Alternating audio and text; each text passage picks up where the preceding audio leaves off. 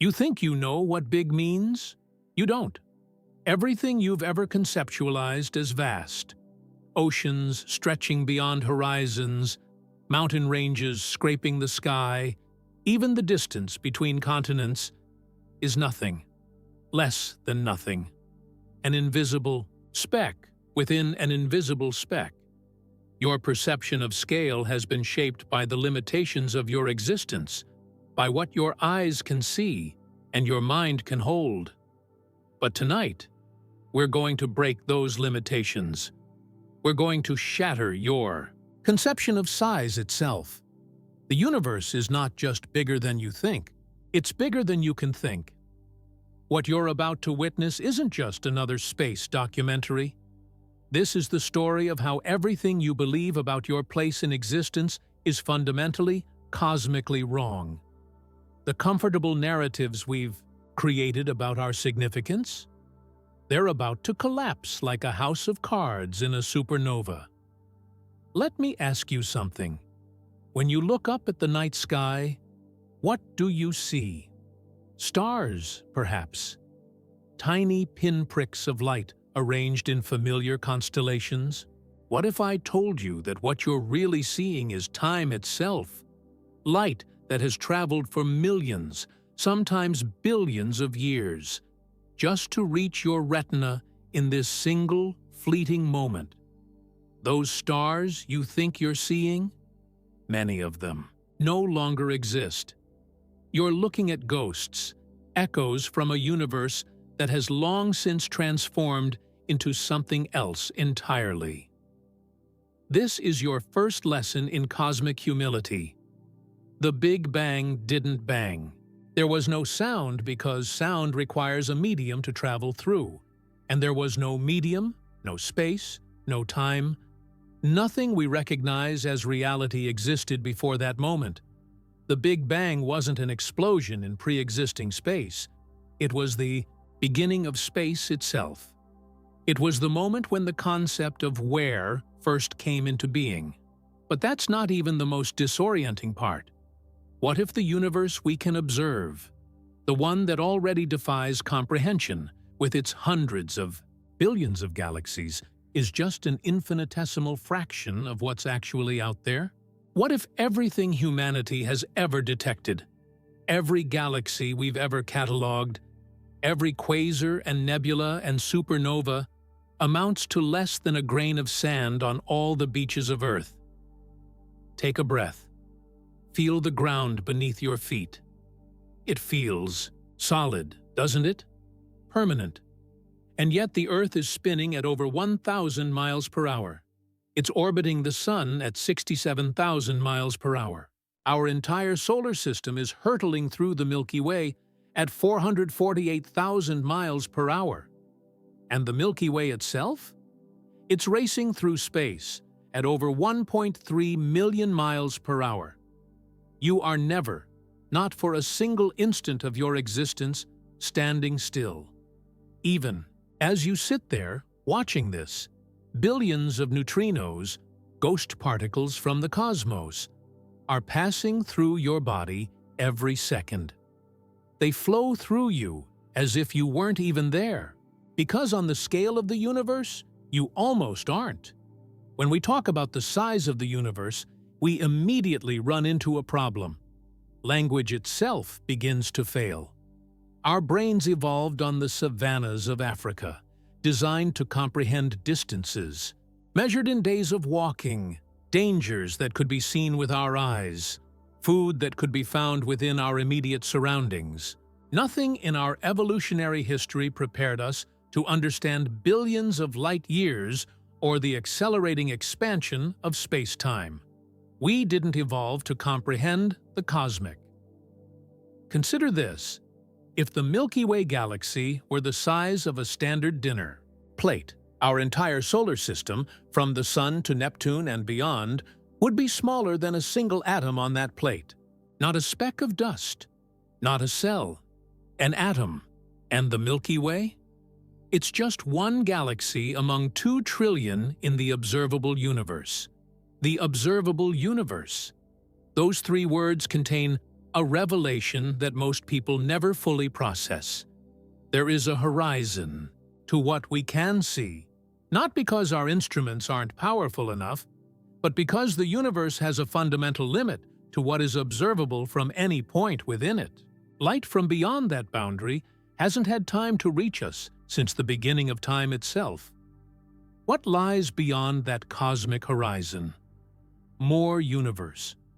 Potentially infinite more universe, stretching beyond what we can ever see, no matter how long. We wait, no matter how advanced our technology becomes. We are trapped inside a cosmic snow globe, able to see only so far before the curving wall of time itself obscures our view. If you could rewind time, what would you see? A moment of creation, or something else entirely? Imagine the entire 13.8 billion-year history of our universe compressed into a single Earth year. On this cosmic calendar, the Big Bang occurs on January 1st. The first galaxies don't form until late January. Our solar system doesn't appear until September. The first human-like ancestors don't show up until December 31st at 10:30 p.m. All of recorded human history, everything from the first written words to this very moment, occupies just the last 14 seconds of that cosmic year. For 99.999% of cosmic history, humanity didn't exist at all. And yet, here we are, daring to ask how big the universe really is. The audacity of consciousness, of stardust that has arranged itself in such a way that it can contemplate its own origins. The scale of the cosmos isn't just about distance, it's about time, it's about energy, it's about complexity. Our universe contains structures so vast that light takes billions of years to cross them, and structures so small that they exist for fractions of a second before dissolving back into quantum foam. There are superclusters of galaxies stretching hundreds of millions of light-years across, containing tens of thousands of galaxies, each with hundreds of billions of stars, many with their own planetary systems. These superclusters form even larger structures, galaxy filaments that extend for billions of light-years, creating a cosmic web that serves as the large-scale structure of the universe itself.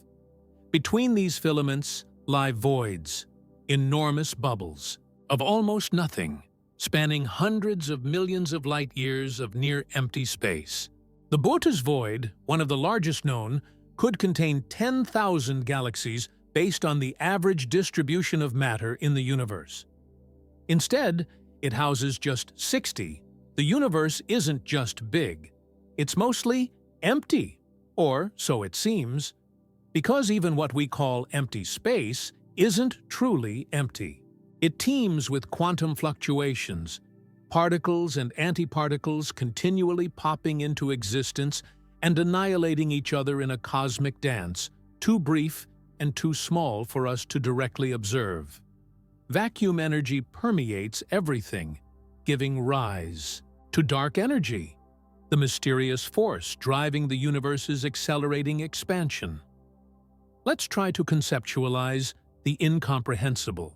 If you were to travel at the speed of light, the cosmic speed limit, 186,282 miles per second, it would take you 100,000 years just to cross our own Milky Way galaxy. To reach the nearest large galaxy, Andromeda, you'd need to continue at that impossible speed for another 2.5 million years, and Andromeda is our next-door neighbor. To cross the observable universe from one end to the other, 93 billion years at light speed. But there's a cruel twist. The universe is expanding faster than light can travel through it. There are galaxies we can see today that we will never be able to reach, not even if we could somehow travel at the speed of light. Not even if we had all of eternity to try. They are being pulled away from us by the very fabric of space itself, accelerating into a cosmic tomorrow that we will never witness. We are, in the most literal sense possible, islands of consciousness in an ocean of space-time that grows more, isolated with each passing moment. The cosmos is not just bigger than we imagine. It's bigger than we can imagine. Our brains, these 3-pound universes made of 86 billion neurons, each connected to thousands of others, creating a neural network more complex than all the computers on Earth combined. Even they cannot fully grasp the scale of what we're discussing. When astronomers first turned their radio telescopes to the heavens, they discovered a background hiss, cosmic microwave background radiation, the afterglow of the Big Bang itself. This ancient light has been traveling for 13.8 billion years, stretched by the expansion of space until its once furious energy has cooled to just 2.7 degrees above absolute zero. It surrounds us on all sides, a perfect sphere marking the edge of time from our perspective. Think about that. We can literally see the dawn of time. It's all around us, a faint whisper from the universe's first moments. But this cosmic background radiation hides something even more profound. It shows us that the observable universe is astonishingly uniform in all directions. This simple observation creates one of the deepest puzzles in cosmology. How could regions of space that are too far apart to have ever communicated with each other somehow reach the same temperature? This is the horizon problem, and it leads us to one of the most mind-bending theories in all of physics: cosmic inflation. In the first fraction of a second after the Big Bang, a period of time so brief that it makes a nanosecond look like an eternity, the universe may have expanded faster than the speed of light, doubling in size again and again and again in an exponential blur that stretched quantum fluctuations into the seeds of galaxy clusters. In less time than it takes for light to cross the nucleus of an atom, space itself expanded from something smaller than a proton to something larger than our solar system. If cosmic inflation is correct, it means the universe is not just bigger than we can see. It's bigger than we can conceptualize by orders of magnitude that break mathematics itself. Some models suggest that our observable universe, everything we can potentially see out to a radius of 46.5 billion light-years, is just one bubble in a vast multiverse, a single dewdrop on a cosmic spiderweb of parallel realities, each with their own physics, their own histories, their own possible versions of you, wondering about the size of their own cosmos. The implications make the brain itself recoil. The universe isn't just bigger than we think. It's bigger than thought itself. You might wonder if there's a limit to this cosmic expansion. Does the universe have an edge? A boundary beyond which there is… what? Nothing? Something else? The question itself may be meaningless. The universe might be finite yet boundless, like the surface of a sphere. You can travel in any direction without ever finding an edge. Yet the total area remains finite, or it might be truly infinite, stretching endlessly in all directions, containing endless variations of everything that could possibly exist under the laws of physics. Both possibilities are equally dizzying to the human mind. Current measurements suggest that the universe is flat, at least as far as we can measure. This flatness implies that the universe might indeed be infinite in extent. If so, then somewhere, out there, given enough distance, the random distribution of matter would eventually create a duplicate of our entire observable universe, down to the last atom. Given truly infinite space, it would create infinite duplicates. There might be infinite versions of you, reading these exact words, differing only in the position of a single electron in a distant galaxy. Does this sound like fiction? Like philosophy, rather than physics? The distinction blurs at the edge of our knowledge. As physicist Werner Heisenberg noted, not only is the universe stranger than we think, It is stranger than we can think. Let me take you on another journey of scale, this time inward. Your body contains approximately 30 trillion cells. Each cell contains about 100 trillion atoms. Those atoms are mostly empty space, with subatomic particles that exist not as solid objects, but as probability clouds, as patterns of energy in quantum fields that permeate all of reality. The emptiness within you mirrors the emptiness of deep space. We are, in a very real sense, made of the same substance as the cosmos, not just metaphorically, but literally. The carbon in your cells, the oxygen you breathe, the iron in your blood. These elements were forged in the hearts of dying stars billions of years ago.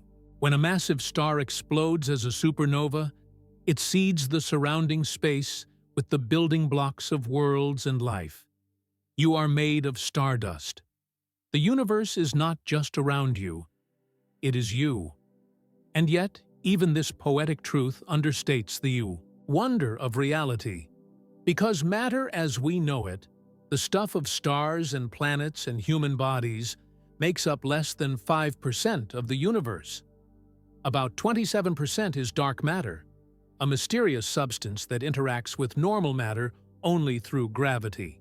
We can't see it or touch it, but we can observe its gravitational effects on galaxies and galaxy clusters. The remaining 68%? Dark energy, an even more enigmatic force that permeates all of space and drives the accelerating expansion of the universe. The majority of our cosmos is made of something we barely understand and cannot directly detect. We are like blind sailors on a dark ocean, inferring the existence of currents and depths from the subtle rocking of our boat. The scale of the cosmos extends beyond the physical universe into the realm of possibility itself. Quantum mechanics tells us that at the smallest scales, reality is fundamentally probabilistic rather than deterministic. Particles exist in superpositions of states until measured, simultaneously occupying multiple positions, velocities, and even energies. The famous double-slit experiment demonstrates that a single particle, an electron, a photon, even an entire molecule, can interfere with itself as a wave would, passing through both slits simultaneously unless we attempt to measure which path it takes. When we look, we force reality to choose a single definite history from a cloud of possibilities. What does this mean for the size of the universe? It suggests that reality itself is larger than what we observe, that the cosmos we perceive is just one thread pulled from an infinite tapestry of quantum potentiality. The many worlds interpretation of quantum mechanics takes this idea to its logical extreme, proposing that every possible outcome of every quantum event spawns a new universe, a new branch in an ever-expanding tree of realities that encompasses all possibilities. If true, then the multiverse isn't just vast, it's literally everything that could possibly exist. The physical size of the cosmos pales in comparison to the size of possibility space. But let's return to what we can observe, to scales that, while still beyond human comprehension, at least give us something concrete to discuss. The largest known structure in the observable universe is the Hercules Corona Borealis Great Wall, a supercluster of galaxies stretching for 10 billion light-years across the cosmos. Light from one end of this structure would take 10 billion years to reach the other end, a span of time nearly equal to the age of the universe itself. To put this in perspective, if the entire Earth represented this structure, our solar system would be smaller than a virus. And yet, even this incomprehensibly vast object occupies just a fraction of the observable universe, which extends 46.5 billion light-years in all directions from Earth, encompassing a volume of approximately 410 billion cubic light-years. The numbers become meaningless, the scale impossible to visualize. We resort to analogies, to scaled-down models, to mathematical abstractions, not because they're adequate, but because they're all we have. Perhaps the most profound implication of the universe's scale isn't physical at all, but existential. In a cosmos so vast, what is the significance of human existence? Are we important because we're rare, or insignificant because we're infinitesimal? The Copernican principle suggests that we should not assume a special position in the universe. We are not at its center, not its purpose, not its culmination. We are a momentary arrangement of atoms in one corner of one galaxy, thinking thoughts that will be forgotten in the fullness of cosmic time. And yet, as far as we know, we may also be the only beings in our corner of the cosmos capable of contemplating the universe's existence.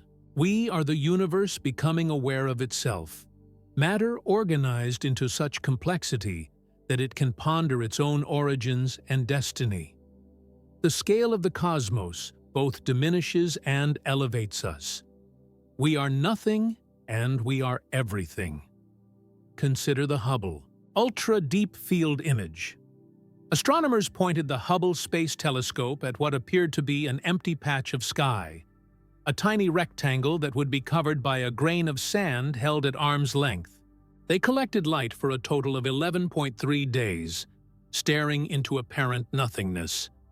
The resulting image revealed over 10,000 galaxies, each containing hundreds of billions of stars, many orbited by planets. And this from just one tiny, seemingly empty speck of sky. There are 41,253 square degrees in the entire celestial sphere. The ultra-deep field covered just 11 millionths of that. Multiply what you see in that image by 100 million. That's our universe. Or rather, that's the observable universe, the cosmic, horizon beyond which we cannot see. But remember, the actual universe extends far beyond what we can observe. How far? We don't know. It might be 100 times larger. It might be infinite. The James Webb Space Telescope, humanity's newest eye on the cosmos, can see even further, detecting galaxies that formed just a few 100 million years after the Big Bang. Each new technological advancement pushes our vision deeper into space and time, revealing a universe even more vast and complex than we previously imagined. But no telescope, no matter how powerful, will ever let us see beyond the cosmic horizon. That limit is set not by technology, but by the fundamental nature of space-time itself. There's another way to think about the size of the universe through the lens of information. The observable universe contains approximately 10^80 atoms. If each atom could store one bit of information, the universe could hold 10^80 bits of data. But quantum mechanics suggests that the fundamental limit of information density is the Planck area, about 10^70 square meters. The observable universe could potentially store 10^100 29 bits of information, a number so large that it dwarfs even the number of atoms. Is the universe a computer? A simulation? A cosmic information processor of unimaginable power? Again, we reach the boundary where physics meets philosophy. Let's shift perspective once more. Imagine compressing the entire history of the universe into a single year. On this cosmic calendar, each month represents about 1.15 billion years. The Big Bang occurs at midnight on January 1st. Galaxies don't begin to form until January. Our solar system doesn't appear until September. Life on Earth begins in late September. Dinosaurs roam from December 25th to December 30th, disappearing in the cosmic equivalent of a flash. The first human ancestors appear on December 31st at around 9:30 p.m. Agriculture begins at 11:59:35 p.m. The Renaissance starts at 11:59 p.m. And everything that's happened in your lifetime occurs in the last fraction of a second of this cosmic year. We are cosmically new. The universe is cosmically ancient. Or is it? On the scale of what might be possible, perhaps our universe is still in its infancy. The era of stars, the stelliferous age, is expected to last for another 100 trillion years, about 10,000 times longer than the universe has already existed. After that comes the degenerate era, lasting until 10,440 years from now, when protons themselves may begin to decay. Then the black hole era, until 10 by 100 years, when even the supermassive black holes have evaporated through Hawking radiation.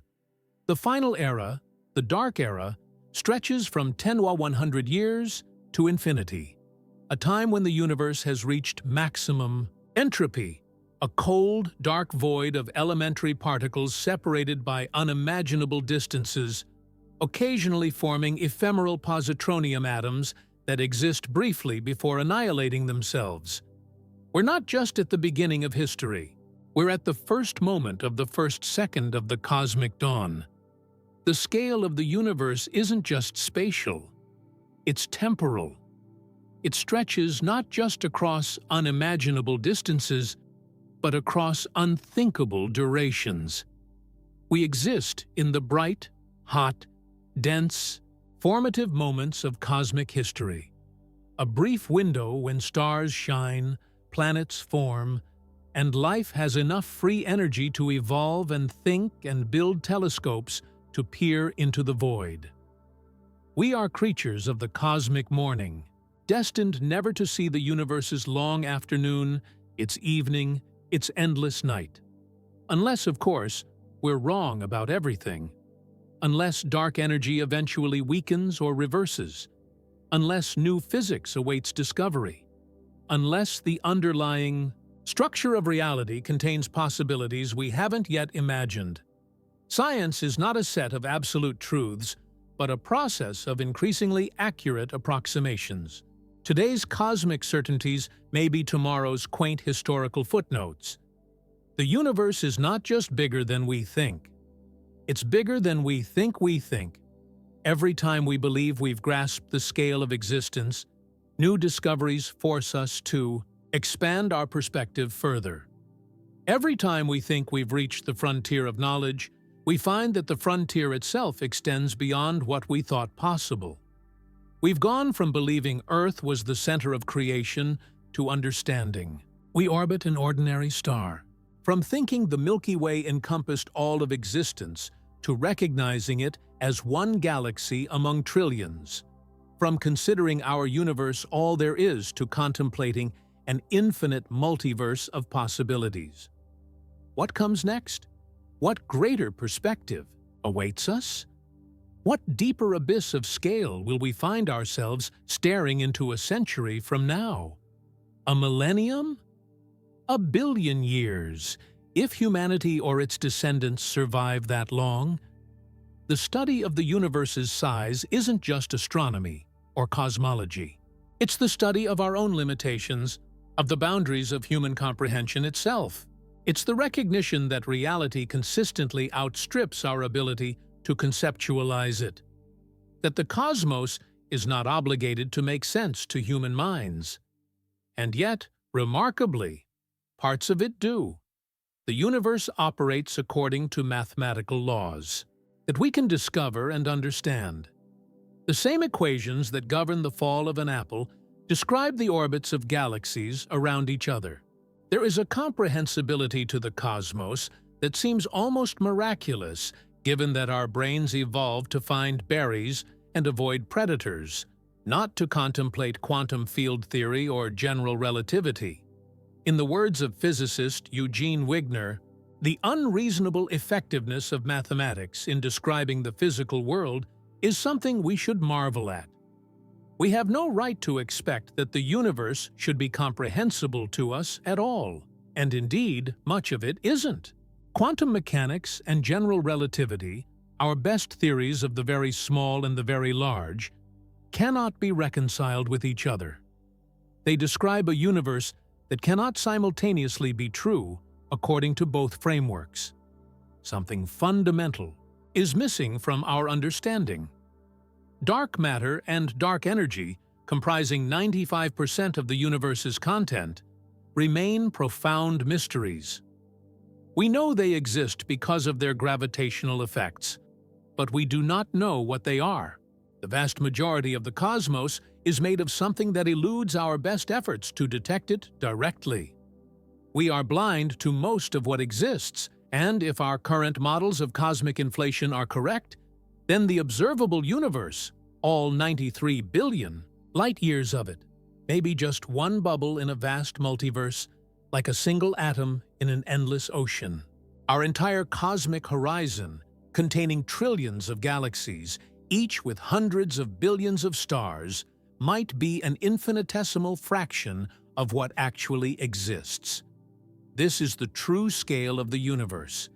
Not just the observable, but the possible. Not just the physical, but the conceptual. Not just what we can see, but what we can and cannot imagine. We began by shattering your perception of what big means. Let me end by shattering something else. The illusion that we understand even a fraction of what there is to know. We stand on a tiny planet circling an ordinary star in an ordinary galaxy, using brains evolved for savanna living to try to comprehend scales of space and time and complexity that defy our neural architecture. That we've made any progress at all is astonishing.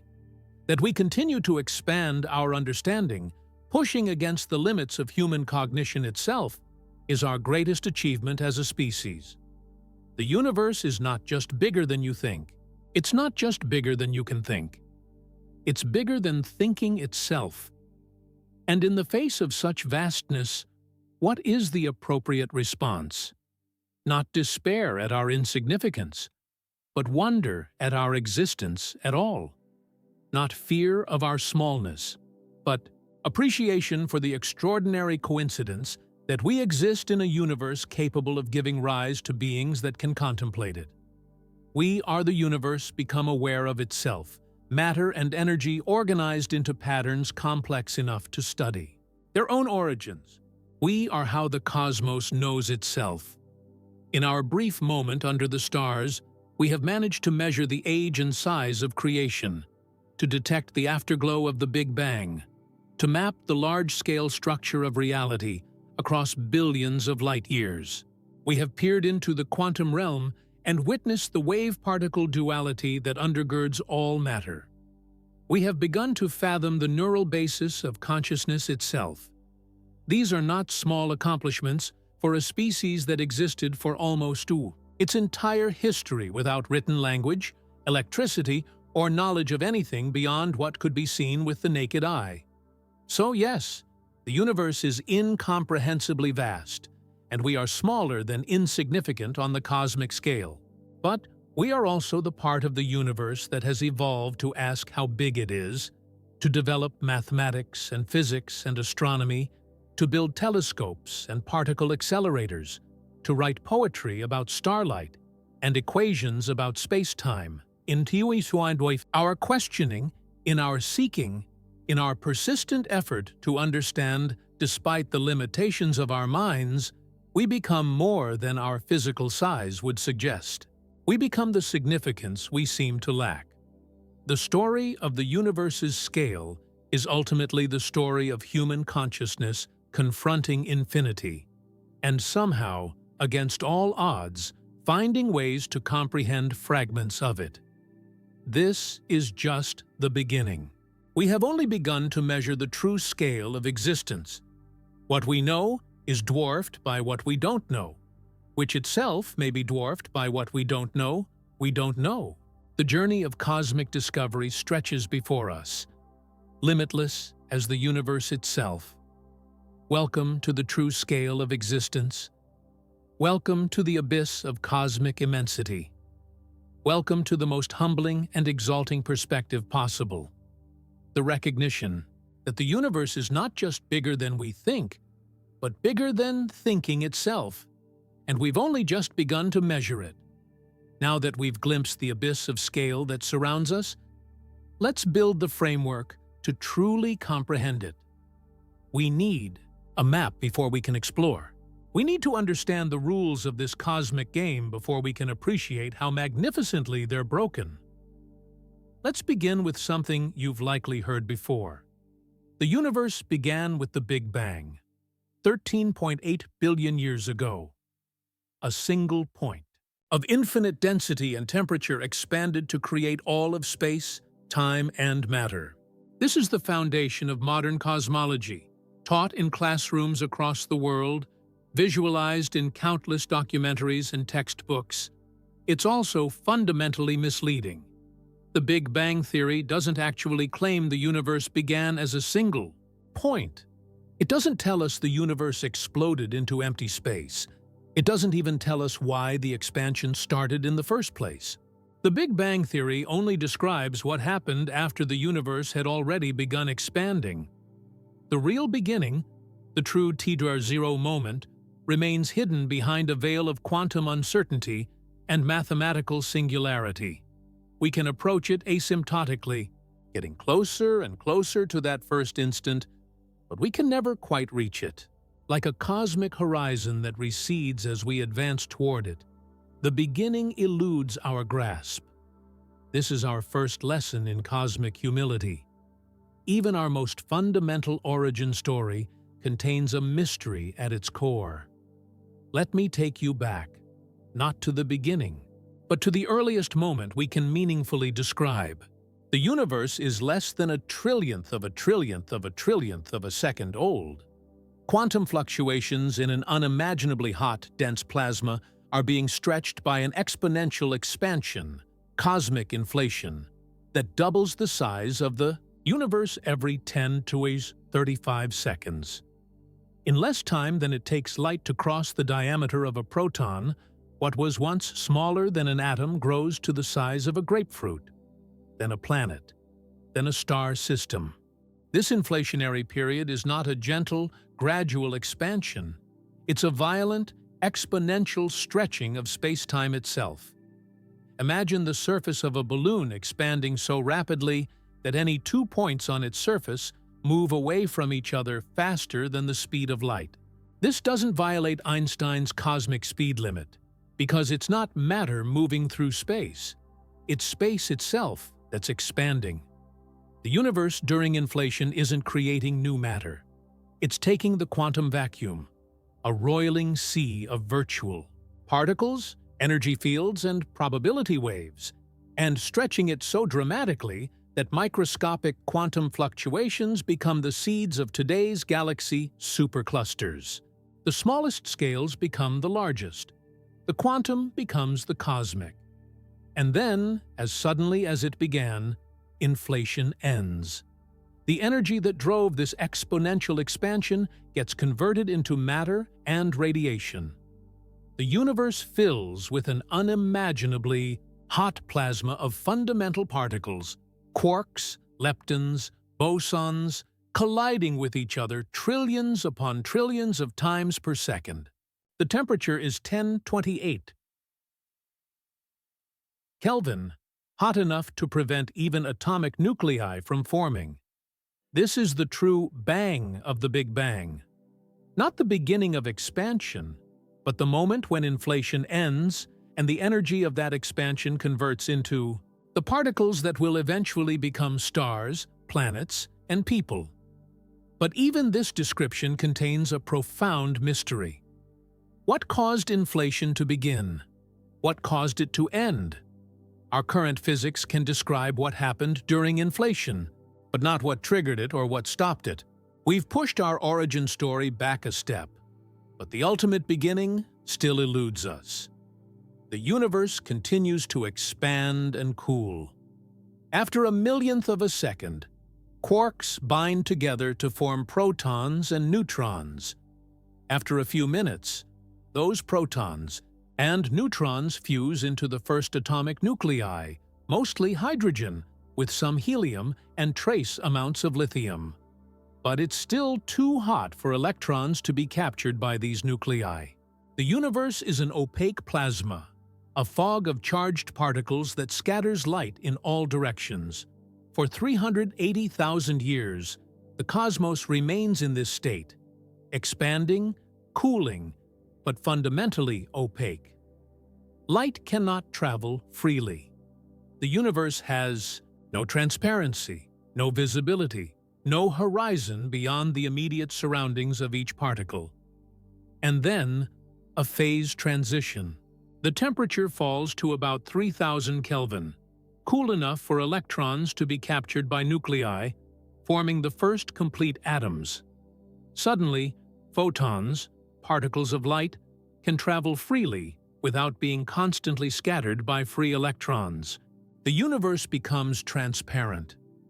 This moment of recombination, as it's misleadingly called, the electrons and nuclei were never combined before, creates the cosmic microwave background radiation, the oldest light in the universe, which still surrounds us today, having traveled for 13.8 billion years, its wavelength stretched by cosmic expansion from visible light to microwave radiation. When we detect this ancient light, we are seeing the universe as it existed 380,000 years after the Big Bang, a smooth, nearly uniform fog of hydrogen and helium gas, with tiny density variations of just 1 part in 100,000. These minuscule ripples, these quantum whispers from inflation, will grow over billions of years to become the cosmic web of galaxies we observe today. Here's where our story takes an unexpected turn. You might think that after the cosmic microwave background was released, stars and galaxies began to form immediately. But the universe entered what cosmologists call the Dark Ages, a period of hundreds of millions of years when there were no stars, no galaxies, no sources of light except the fading glow of the cosmic background radiation. The universe during this time was a vast, expanding cloud of neutral hydrogen and helium, gradually developing structure through gravity, but without visible light.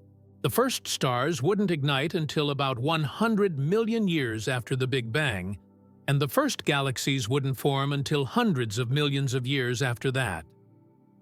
The cosmos we live in today, filled with billions of galaxies illuminating the night sky, is a relatively recent development in the universe's history. For much of cosmic time, the universe was dark, formless, and empty. Now let's address one of the most common misconceptions about the Big Bang and cosmic expansion. When we say the universe is expanding, we don't mean that galaxies are moving away from each other through space. We mean that space itself is stretching, carrying galaxies along with it, like raisins in a rising loaf of bread. This distinction is crucial for understanding the true scale of the cosmos. In a static universe, the distance between galaxies would be limited by how fast they could move away from each other.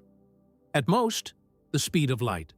But in an expanding universe, two sufficiently distant galaxies can appear to recede from each other faster than light, not because they're breaking Einstein's cosmic speed limit, but because the space between them is growing.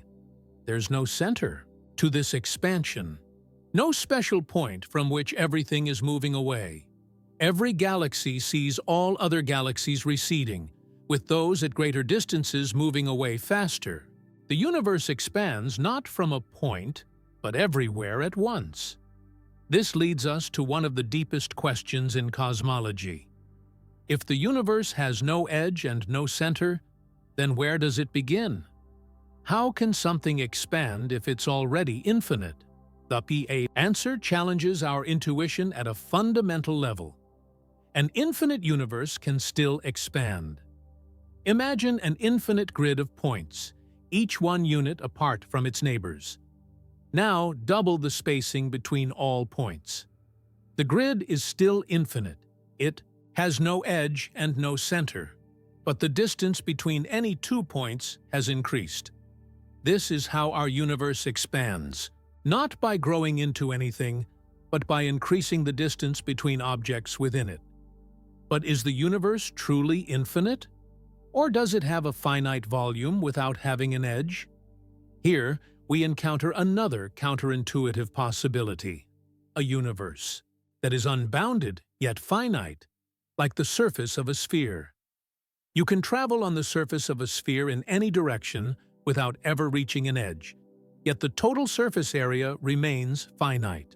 Our universe might have the three-dimensional equivalent of this property: a hypersphere enclosing a finite volume of space with no boundary. The shape of the universe depends on its curvature, which in turn depends on its energy density. If the density exceeds a critical value, the universe curves back on itself like a sphere, creating a closed, finite cosmos. If the density equals the critical value, the universe is flat like a sheet of paper, potentially infinite in extent.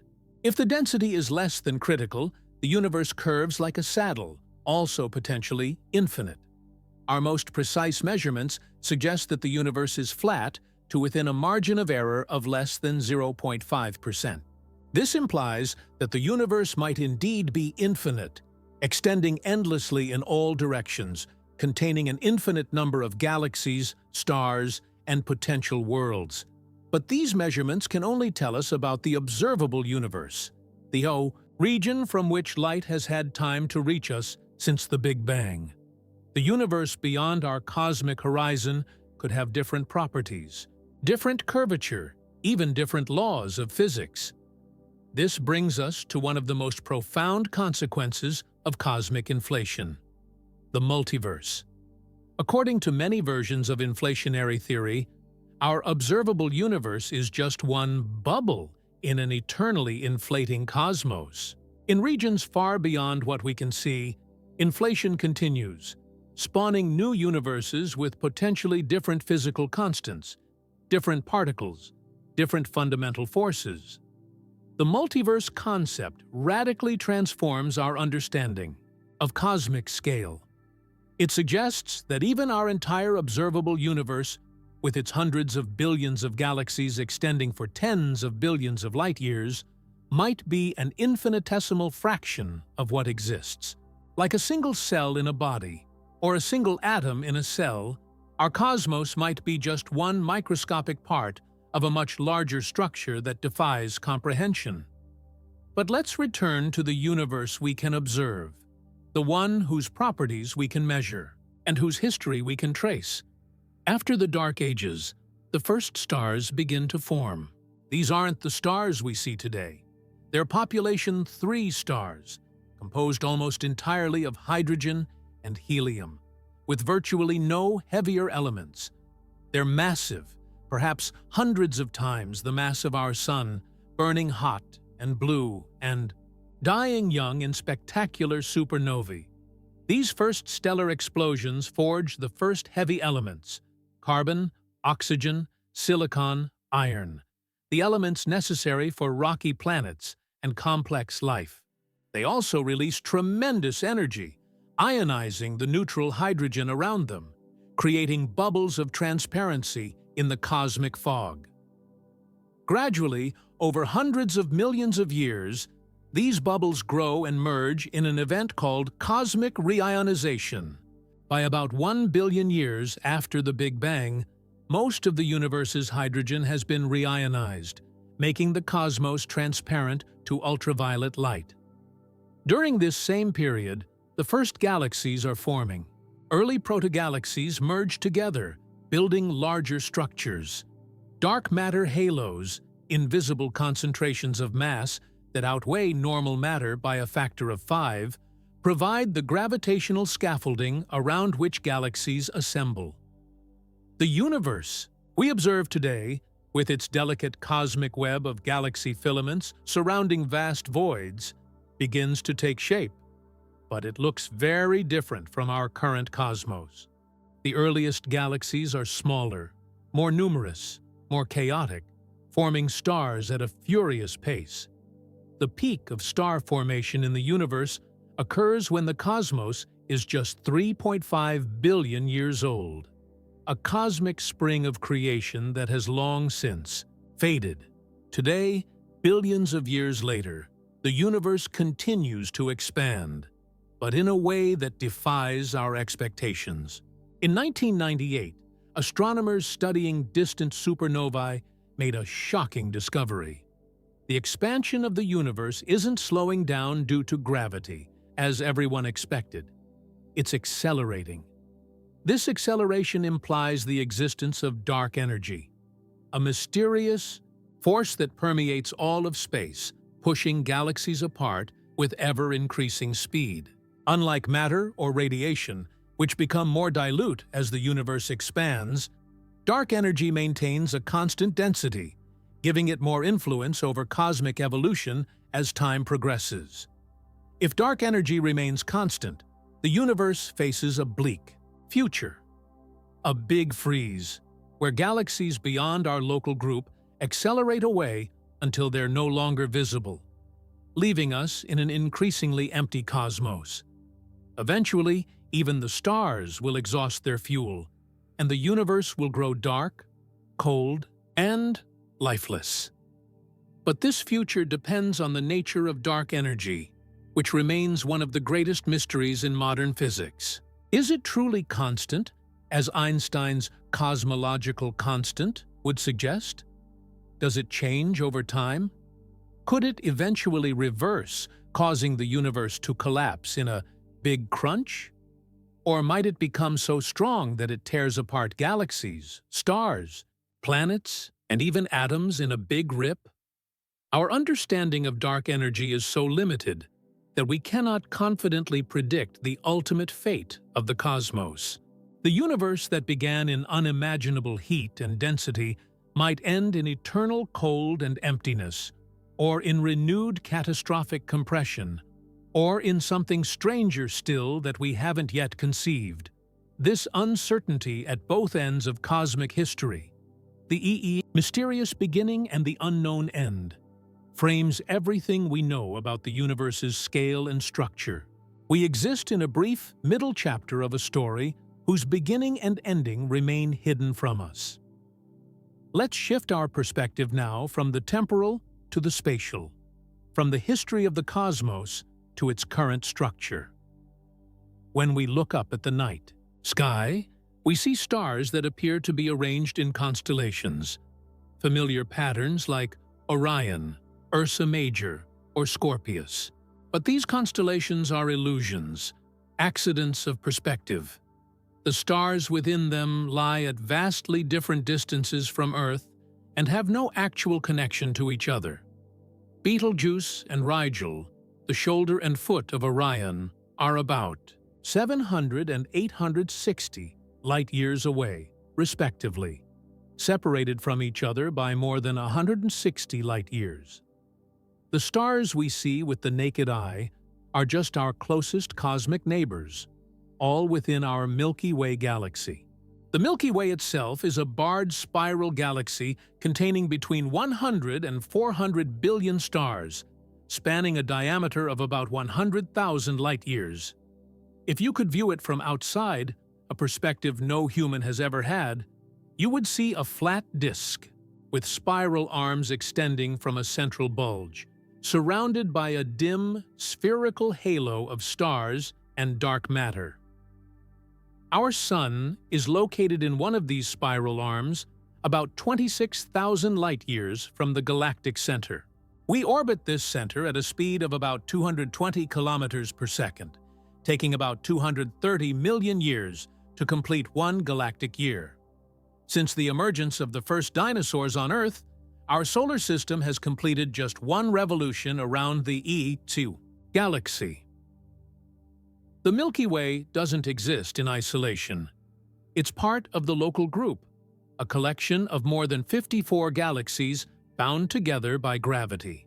The largest members of this group are the Milky Way and the Andromeda Galaxy, each with their own retinue of smaller satellite galaxies. The local group, in turn, is part of the Virgo Supercluster, a collection of galaxy groups and clusters spanning about 110 million light-years. And the Virgo Supercluster is just one region of the much larger Laniakea Supercluster, an enormous structure containing about 100,000 galaxies and stretching more than 500 million light-years across. These superclusters form filaments and walls around vast cosmic voids, creating the cosmic web, the largest known structure in the universe. This web isn't random. It evolved from those tiny quantum fluctuations stretched by cosmic inflation in the universe's first fraction of a second, reinforced by the gravitational pull of dark matter over billions of years. The scale of this cosmic web defies comprehension.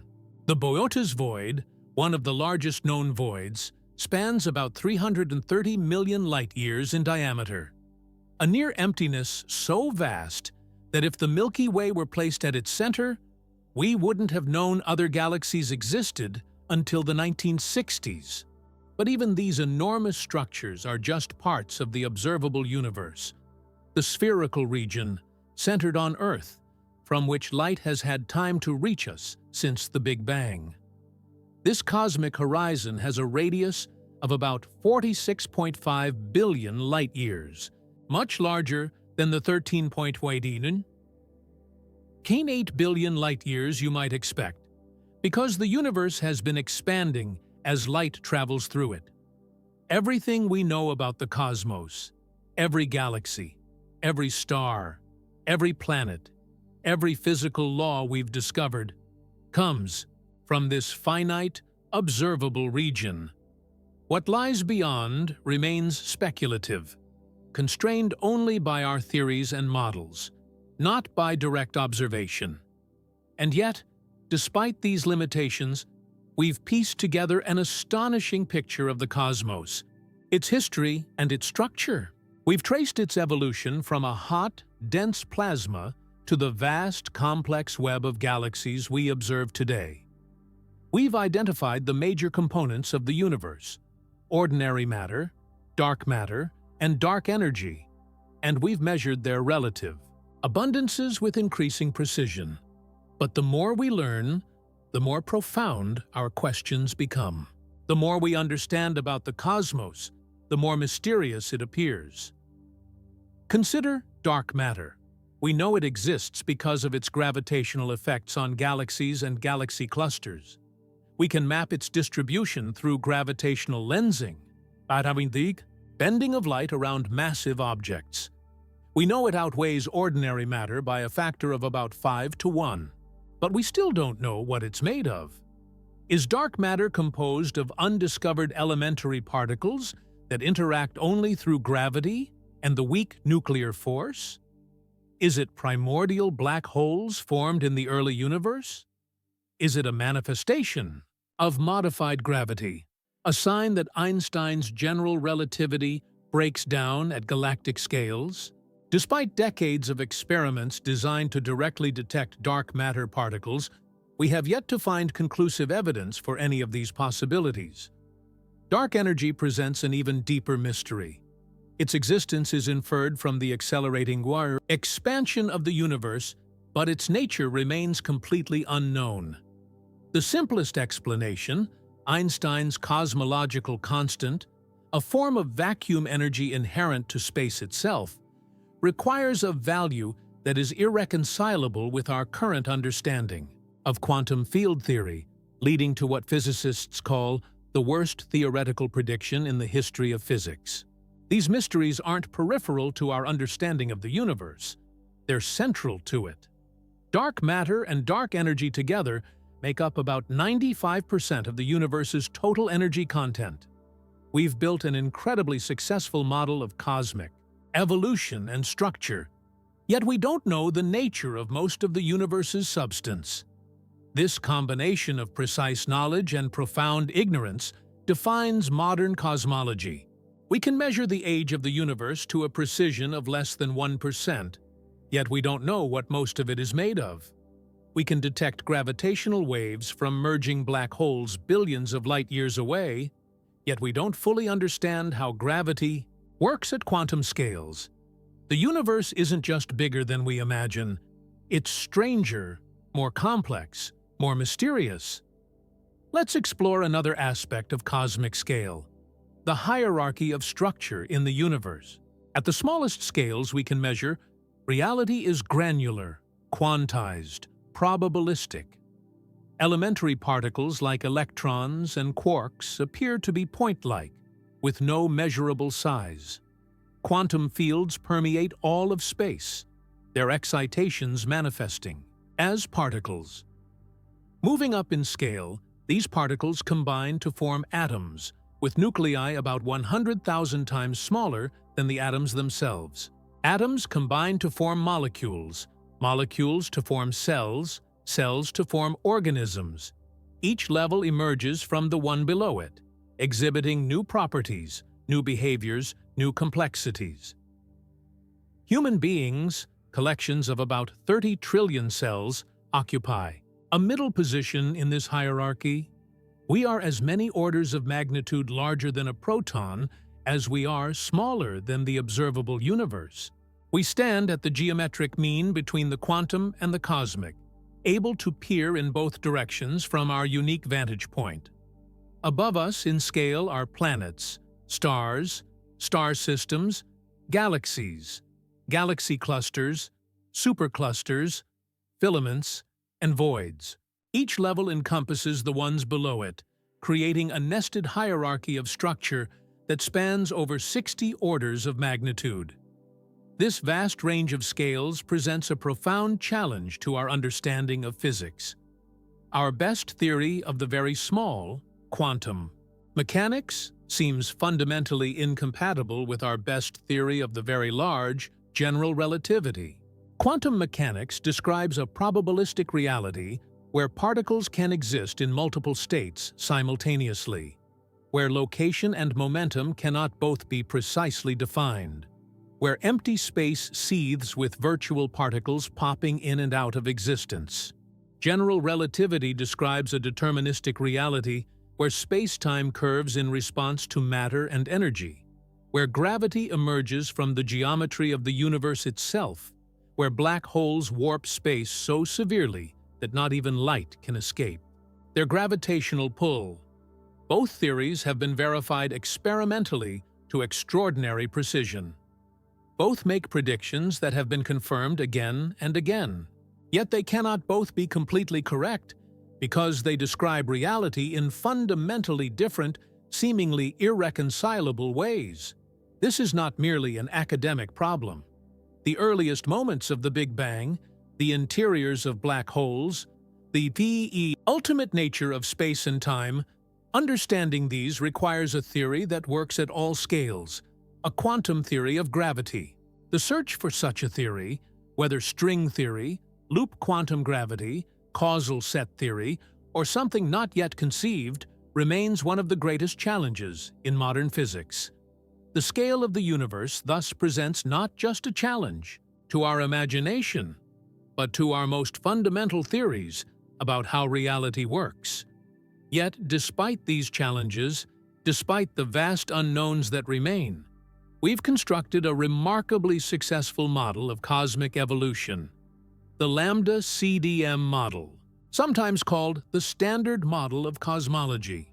This model combines the Big Bang, cosmic inflation, dark matter, and dark energy into a coherent framework that successfully explains a vast array of observations, from the cosmic microwave background to the large-scale structure of galaxy distributions, to the abundances of light elements.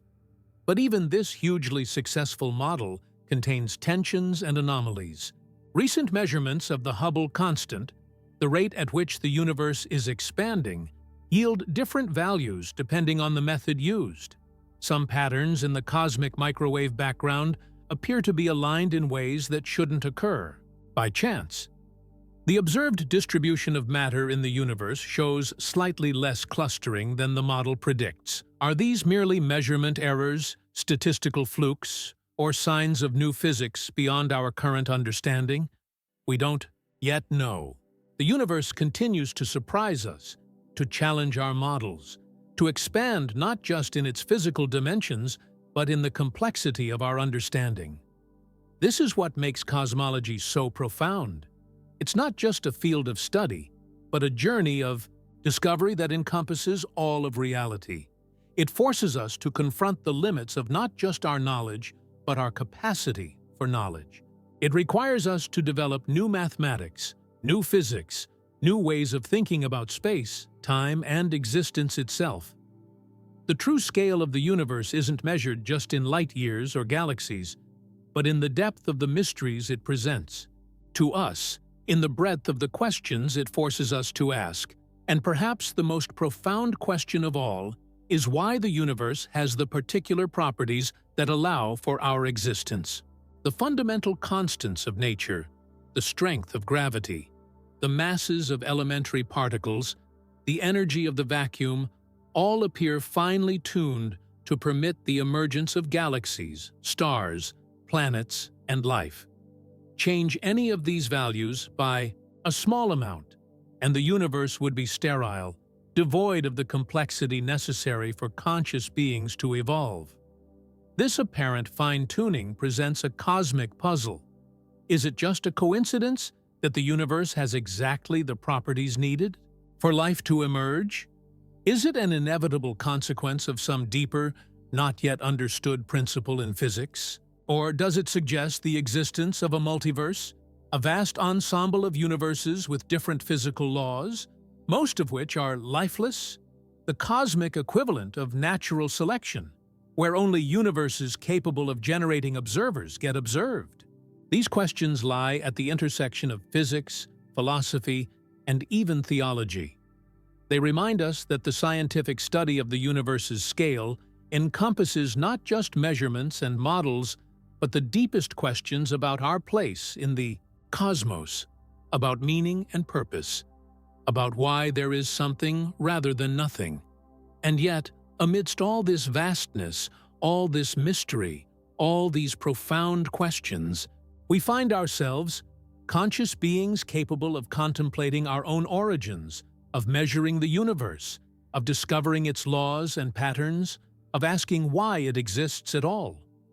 We are, quite literally, the universe becoming aware of itself. The same elements forged in the hearts of stars billions of years ago now form our bodies and brains. The same physical laws that govern the motions of galaxies also govern the electrical impulses in our neurons that allow us to think, to feel, to wonder. This is perhaps the most astonishing aspect of cosmic scale, that a universe so vast, so ancient, so complex, could give rise to beings capable of comprehending it, at least in part. That collections of atoms could organize themselves in such a way as to contemplate the cosmos, to build telescopes and particle accelerators, to develop mathematics and physics, to write poetry and music inspired by the night sky. The universe is not just bigger than we think, it's bigger than we can think. But what's truly remarkable is that we can think about it at all, that we can measure it, model it, marvel at it. In the face of such incomprehensible vastness, we might expect to feel insignificant, dwarfed by scales that make our entire planet less than a mote of dust in a cosmic ocean. But there's another perspective. In a universe of mostly empty space and simple elements, we represent something extraordinarily rare: complexity, consciousness, comprehension. The late Carl Sagan put it eloquently. We are a way for the cosmos to know itself. Our existence, our awareness, our curiosity adds something to the universe that would not otherwise be there. A mirror in which the cosmos can, however dimly, perceive its own magnificence. This perspective doesn't answer all the deep questions about the universe's scale and structure. It doesn't tell us what dark matter is, or what caused cosmic inflation, or why the fundamental constants have the values they do. But it reminds us why these questions matter, why the scientific exploration of the cosmos is not just an academic exercise, but a profound human endeavor. Understanding the scale of the universe changes us. It expands not just our knowledge, but our capacity for wonder, our sense of perspective, our appreciation for the brief, precious moment we have to explore, and understand the cosmos.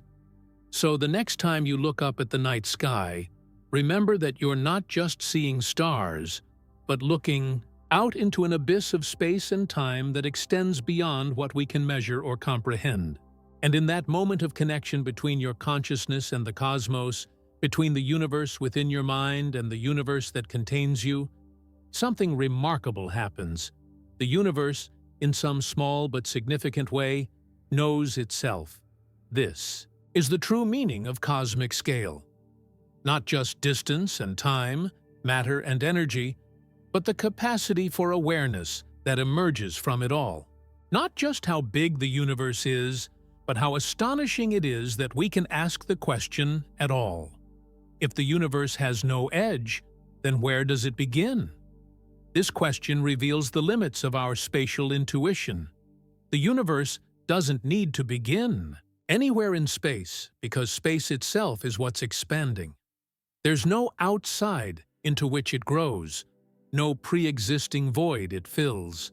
Every point in the universe can be considered the center of expansion, with everything else moving away from it. Yet no point is special or central. This paradox stems from our tendency to think of the universe as an object within a larger space, rather than as space itself. It's like asking what's north of the North Pole. The question assumes a framework that doesn't apply to the reality it's questioning. The beginning of the universe wasn't a location in space, but a moment in time. The earliest moment we can meaningfully describe, before which our physics breaks down into mathematical singularity. Space, time, matter, and energy emerge together, with no before or outside in any conventional sense. This conceptual difficulty highlights a crucial aspect of cosmology. It often requires us to abandon our intuitions shaped by evolution on Earth's surface and embrace mathematical descriptions that may never feel natural to our human minds. Consider another cosmic paradox. If the universe is infinite and uniform, then the night sky should be blindingly bright, not dark. This is Olbers's paradox, first articulated in the 19th century. In an infinite, eternal universe filled with stars, every line of sight should eventually end on a star's surface, making the entire sky as bright as the surface of the sun. The fact that the night sky is dark tells us something profound. The observable universe is finite in age, finite in size, or both. The darkness between stars is not just absence, it's evidence of cosmic history, of the fact that light from the most distant regions hasn't had time to reach us, of the fact that the universe's expansion stretches the wavelength of ancient light, from visible to invisible. Our modern understanding resolves Olbers's paradox, but it introduces new puzzles. If the universe began in a hot, dense state, where everything was in contact with everything else, why is the temperature of the cosmic microwave background so uniform in all directions? Regions on opposite sides of the sky couldn't have communicated with each other after the Big Bang. There hasn't been enough time for light to travel between them. So how did they reach the same temperature? This horizon problem is one of the key motivations for cosmic inflation. If the universe underwent a period of exponential expansion in its earliest moments, regions that are now widely separated could have been in causal contact before inflation drove them apart. Inflation explains the uniformity of the cosmic microwave background, but it requires us to accept that the observable universe is just a tiny fraction of what exists, like a single grain of sand on all the beaches of Earth. More we learn about the cosmos, the more our understanding expands, but also the more we realize how much remains unknown. We've built telescopes that can detect the afterglow of the Big Bang, spacecraft that can visit the outer planets, detectors that can sense gravitational waves from merging black holes billions of light-years away. Yet we still don't know what most of the universe is made of. We still can't reconcile quantum mechanics and general relativity.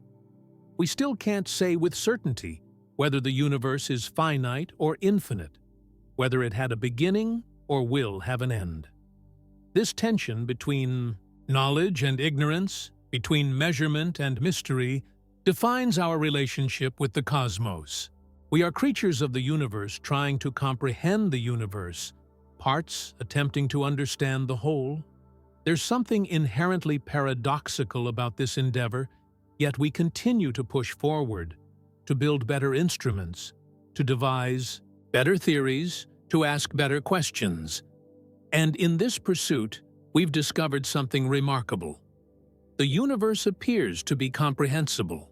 Its laws are expressed in the language of mathematics, a creation of the human mind that somehow captures the essence of physical reality. The equations that describe the motion of planets also describe the interactions of particles. The geometry that mathematicians explore in the abstract manifests itself in the curvature of space-time around massive objects. As Einstein put it, the most incomprehensible thing about the universe is that it is comprehensible.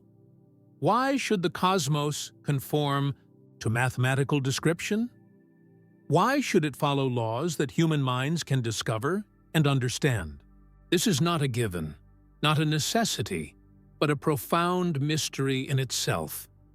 Perhaps it's because we evolved within this universe, shaped by its laws and patterns. Our brains are physical systems governed by the same principles that govern stars and galaxies. In a sense, we think with the universe, not just about it. Or perhaps it's something deeper, a fundamental connection between mind and cosmos, between consciousness and reality, that we've only begun to explore. Some physicists have suggested that information might be more fundamental than matter or energy, that the universe at its core might be more like a computation than a thing. These speculations take us to the frontier of physics, to questions that blend into philosophy. But they arise naturally from the study of cosmic scale, from the attempt to reconcile the immense with the intimate, the universal with the particular, the objective with the subjective. The universe we observe, with its galaxies and voids, its dark matter and dark energy, its quantum fields and curved space-time, is both simpler and more complex than we might have expected. Simpler in that a relatively small set of physical laws seems to govern phenomena across vast scales of space and time. More complex in that the interactions of these laws give rise to emergent properties, to structures and systems that couldn't be predicted from the laws alone. This emergence of complexity from simplicity is one of the most fascinating aspects of cosmic evolution. The same hydrogen atoms that formed in the first few minutes after the Big Bang eventually became parts of water molecules, organic compounds, living cells, conscious brains. The same gravitational attraction that causes apples to fall from trees also shapes the large-scale structure of the cosmic web. The universe operates according to principles that manifest differently at different scales, creating a hierarchy of systems and structures, each with its own patterns and properties. From quantum fluctuations to galaxy superclusters, from virtual particles to human consciousness, the cosmos reveals itself as a nested series of emergent realities, each arising from, but not reducible to the one below. This perspective transforms our understanding of cosmic scale. It's not just about size or distance, but about levels of organization, degrees of complexity, emergence of novelty. The universe isn't just big, it's deep, with layers of reality built upon layers, each with its own logic, its own patterns, its own beauty. And we stand somewhere in the middle of this hierarchy, able to look down into the quantum realm and up into the cosmic vastness. Our perspective is limited, our knowledge incomplete, our theories provisional. But our curiosity is boundless, our imagination fertile, our methods powerful. We've traced the history of the cosmos from its earliest moments to the present day. We've mapped its structure from the smallest scales we can probe to the furthest reaches we can see. We've discovered patterns and laws that seem to govern everything, from the behavior of particles to the evolution of galaxies. Yet for all our progress, the universe remains fundamentally mysterious. Not in a mystical sense that defies scientific inquiry, but in the sense that every answer we find leads to deeper questions. Every discovery reveals new horizons to explore. This is the ultimate lesson of cosmic scale. Not just that the universe is bigger than we think, but that it's deeper, richer, more complex, more mysterious. Not just that our knowledge is incomplete, but that the process of discovery is infinite, that there will always be more to learn, more to wonder about, more to explore. And in this ongoing journey of cosmic discovery, we find not insignificance, but meaning, not alienation, but connection, not despair, but wonder. For in trying to comprehend the scale of the universe, we also discover something about ourselves, our capacity for curiosity, our hunger for understanding, our ability to transcend our limitations through science, art, philosophy, and shared human endeavor. The universe may be vaster than we can comprehend, but in our attempt to comprehend it, we become more than we were. We expand not just our knowledge, but our humanity. We grow not just in information, but in wisdom. And that, perhaps, is the true measure of cosmic scale. Not how big the universe is, but how much bigger we become in trying to understand it. Having established the fundamental framework of our cosmic understanding, we now venture into the true depths, where science borders on philosophy, where mathematics suggests realities so bizarre that they seem to belong in science fiction rather than scientific journals. Yet, these concepts aren't fiction. They represent our best attempts to reconcile observation with theory, to push the boundaries of what we know into the vast territory of what we suspect might be true. We begin at the edge of space and time itself, the singularity. Imagine a place where the known laws of physics collapse, where space becomes infinitely curved and time itself ceases to have meaning. A point of infinite density, infinite gravity, infinite everything, and simultaneously, nothing. This is a singularity, the mathematical heart of a black hole, the theoretical starting point of our universe. But what exactly is a singularity? The word itself comes from mathematics, describing a point where a function's value becomes infinite. In physics, it represents the ultimate breakdown of our understanding, a cosmic question mark, a place where our equations simply stop working. General relativity, Einstein's masterful theory of gravity, predicts that matter can collapse to a point of zero volume and infinite density. Yet we know this can't be literally true. Nothing in nature can be truly infinite. The prediction of infinities is always a sign that a theory has reached its limits of applicability. So what happens at a singularity? The honest answer is that we don't know. We can't know, at least not within our current framework of understanding. Our most successful theories of physics, general relativity for the very large and quantum mechanics for the very small, break down under the extreme conditions of a singularity. It's as if reality itself becomes undefined, like dividing by zero in mathematics. This is not merely a technical problem. It's a profound mystery at the heart of our understanding of the universe. Every black hole contains a singularity shielded by an event horizon, a boundary beyond which nothing, not even light, can escape. And if our Big Bang theories are correct, our entire universe emerged from a singularity 13.8 billion years ago. We are all, in a sense, children of the singularity.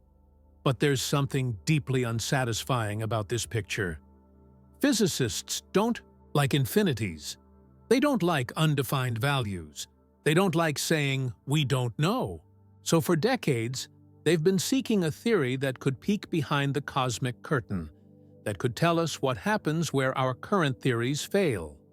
The leading candidate is quantum gravity, an as-yet undiscovered theory that would unify general relativity with quantum mechanics. Such a theory would apply to regimes where both gravity is extremely strong and quantum effects are significant, precisely the conditions at a singularity. Several approaches to quantum gravity suggest that singularities may not actually exist. They may be artifacts of our incomplete theories rather than features of reality itself. String theory, loop quantum gravity, and other frameworks suggest that at extremely small scales, the so-called Planck length, about 10⁻35 meters, space itself may become granular, discrete, or transform into something else entirely. Imagine reality as a film reel, where time is not flowing, but every moment already exists. From a distance, the film appears continuous, like our everyday experience of space and time. But look closely enough, and you discover individual frames, the fundamental graininess of reality that becomes apparent only at the smallest scales. This discreteness might prevent true singularities from forming. Just as a digital image can never have truly infinite resolution, reality itself may have a fundamental pixel size beyond which further division becomes meaningless. But this raises a profound question. If singularities don't exist, what happened at the Big Bang? What lies at the center of a black hole? One possibility is a bounce, a moment when collapsing matter reaches a maximum density and then expands again, perhaps into another region of space-time entirely. This is the basis of theories like loop quantum cosmology, which suggests that our Big Bang might have been the bounce following the collapse of a previous universe. Imagine a cosmic heart, rhythmically contracting and expanding across eternity. Each contraction ends not in a singularity, but in a bounce, giving birth to a new expansion, a new universe with its own space, time, and physical laws. Our universe might be just one beat in this eternal cosmic pulse. Another possibility comes from string theory, which suggests that what we perceive as point-like particles are actually tiny vibrating strings or membranes in a higher dimensional space. In this framework, the apparent singularity of the Big Bang might be a collision between higher dimensional branes, vast cosmic membranes that contain entire universes. Picture two immense sheets floating in a higher dimensional space, gradually approaching each other. Their collision releases enormous energy, creating what appears to us as a Big Bang, the birth of a new universe. But from the perspective of the higher dimensional space, there is no singularity, no point of infinite density, just a violent but perfectly physical interaction between objects in a larger reality. These theories remain speculative. We have no direct evidence for cosmic bounces or brane collisions or extra dimensions, but they represent serious attempts by serious scientists to resolve one of the deepest puzzles in physics, the nature of singularities. What's particularly intriguing about these approaches is that they all suggest the same thing. Our universe may be much bigger, much older, much stranger than we ever imagined. The Big Bang might not be the beginning of everything, but merely a transition, a phase change, a boundary between different states of an even larger cosmos. This brings us to another frontier of cosmic understanding: time itself. We tend to think of time as flowing steadily, inexorably, from past to future. We perceive it as a universal current, carrying all of existence forward at the same rate. But Einstein's theory of relativity shattered this comforting illusion decades ago. Time is not absolute. It doesn't flow at the same rate for everyone. It stretches and contracts depending on your speed and the gravitational field you're in.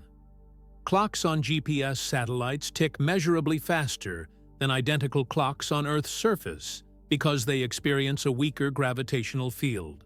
Particles in accelerators live longer than they should because at near-light speeds, their time slows down relative to ours. These aren't theoretical abstractions. They're measurable, confirmed facts. Time is relative, but relativity suggests something even more profound. The distinction between past, present, and future may be an illusion. In Einstein's equations, time appears as just another dimension, similar to the three dimensions of space. Just as all points in space exist simultaneously, all moments in time may exist simultaneously as well. Imagine the universe as a loaf of bread. Each slice represents a moment in time, a complete snapshot of the entire universe at that instant. From our perspective within the loaf, we experience only one slice at a time, giving us the illusion of time passing as we move from slice to slice. But viewed from outside, the entire loaf, past, present, and future, exists at once. This is the block universe concept, and it's taken seriously by many physicists. In this view, time doesn't flow. It simply is. The past didn't disappear, and the future already exists. Our consciousness creates the illusion of time's passage as it moves through the four-dimensional block of space-time. If this seems difficult to grasp, that's because it runs counter to our most basic experiences. We remember the past, but not the future. We can affect the future, but not the past. Eggs break, but never spontaneously reassemble. This apparent one-way character of time is called the arrow of time, and it's intimately connected to another deep concept: entropy. Entropy is often described as a measure of disorder, but it's more precisely the number of possible microscopic arrangements that would give the same macroscopic appearance. A deck of cards arranged by suit and value has low entropy because there's only one such arrangement. A shuffled deck has high entropy because there are countless ways to shuffle a deck, and most of them look random. The second law of thermodynamics states that the total entropy of an isolated system always increases over time. This gives time its apparent direction. We can tell past from future because entropy increases in the direction we call future. But why was entropy low in the past? Why was the early universe in such an ordered, low entropy state? This is one of the great unsolved problems in physics, sometimes called the past hypothesis. If the fundamental laws of physics work the same forward and backward in time, and as far as we know, they do, then why does time seem to have a preferred direction? Some physicists, like the late Roger Penrose, have proposed that entropy continues to increase until the universe reaches a state of heat death, a condition of maximum entropy where everything has the same temperature and no work can be done. But then, through a process Penrose called conformal cyclic cosmology, this state of maximum entropy somehow becomes equivalent to the low entropy state of a new Big Bang. Imagine a universe that, like a phoenix, burns itself out completely, only to be reborn from its own ashes. The end of one cosmic epoch becomes the beginning of the next, in an endless cycle of death and rebirth. In this view, our Big Bang was just one in an infinite sequence, with each cycle leaving subtle imprints that might be detectable in the cosmic microwave background. Others have suggested that the arrow of time might be connected to the expansion of the universe. Perhaps time flows in the direction of increasing space. If the universe were to stop expanding and begin contracting, would time reverse? Would entropy decrease? Would the dead come back to life and broken eggs reassemble? Most physicists think not. The arrow of time seems more fundamental than cosmic expansion, but the relationship between time, entropy, and the large-scale evolution of the universe remains one of the most fascinating open questions in physics, and it leads us to an even more mind-bending concept: the multiverse. The word universe has traditionally meant everything that exists, but modern physics suggests that our universe, the entire observable cosmos stretching billions of light-years in all directions, might be just one bubble in a much larger reality. This concept of a multiverse arises independently from several different theories in modern physics, giving it a surprising degree of credibility despite its seemingly speculative nature. The first type of multiverse comes from cosmic inflation. As we've discussed, inflation was an incredibly rapid expansion of space in the earliest moments after the Big Bang. Once it starts, inflation is hard to stop completely. It tends to continue eternally in some regions while ending in others. Each region where inflation ends might form a bubble universe like ours, with its own Big Bang, its own laws of physics, its own cosmic evolution. Imagine cosmic inflation as an endless, effervescent sea, continually sprouting bubbles that expand into separate universes. Our entire observable cosmos would be just the interior of one such bubble, with countless others beyond our cosmic horizon. The second type of multiverse arises from string theory, specifically a framework called the string theory landscape. String theory attempts to unify all the forces of nature by modeling particles as tiny, vibrating strings in a higher dimensional space. But the mathematics allows for an enormous number of possible configurations, perhaps 10 to 500 different solutions, each corresponding to a universe with different physical laws. If string theory is correct, and if all mathematically possible configurations are physically realized, then there would be an unimaginably vast multiverse containing universes with every possible combination of physical laws. Some would be similar to ours, permitting the formation of stars, planets, and potentially life. Others would be wildly different, perhaps collapsing immediately or expanding so rapidly that no structures could form. A third type of multiverse comes from quantum mechanics, specifically the many-worlds interpretation. Quantum theory tells us that until a measurement forces it to choose, a quantum system exists in multiple states simultaneously. The many-worlds interpretation suggests that the universe doesn't force a choice. Instead, it splits into multiple realities, one for each possible outcome.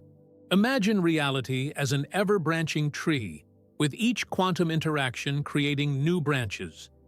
Every possibility that could happen according to quantum mechanics does happen, just in different branches of the universal wave function. There would be a branch where the dinosaurs weren't wiped out, a branch where you took a different career path, branches containing every possible variation of history and future. These different multiverse concepts aren't mutually exclusive.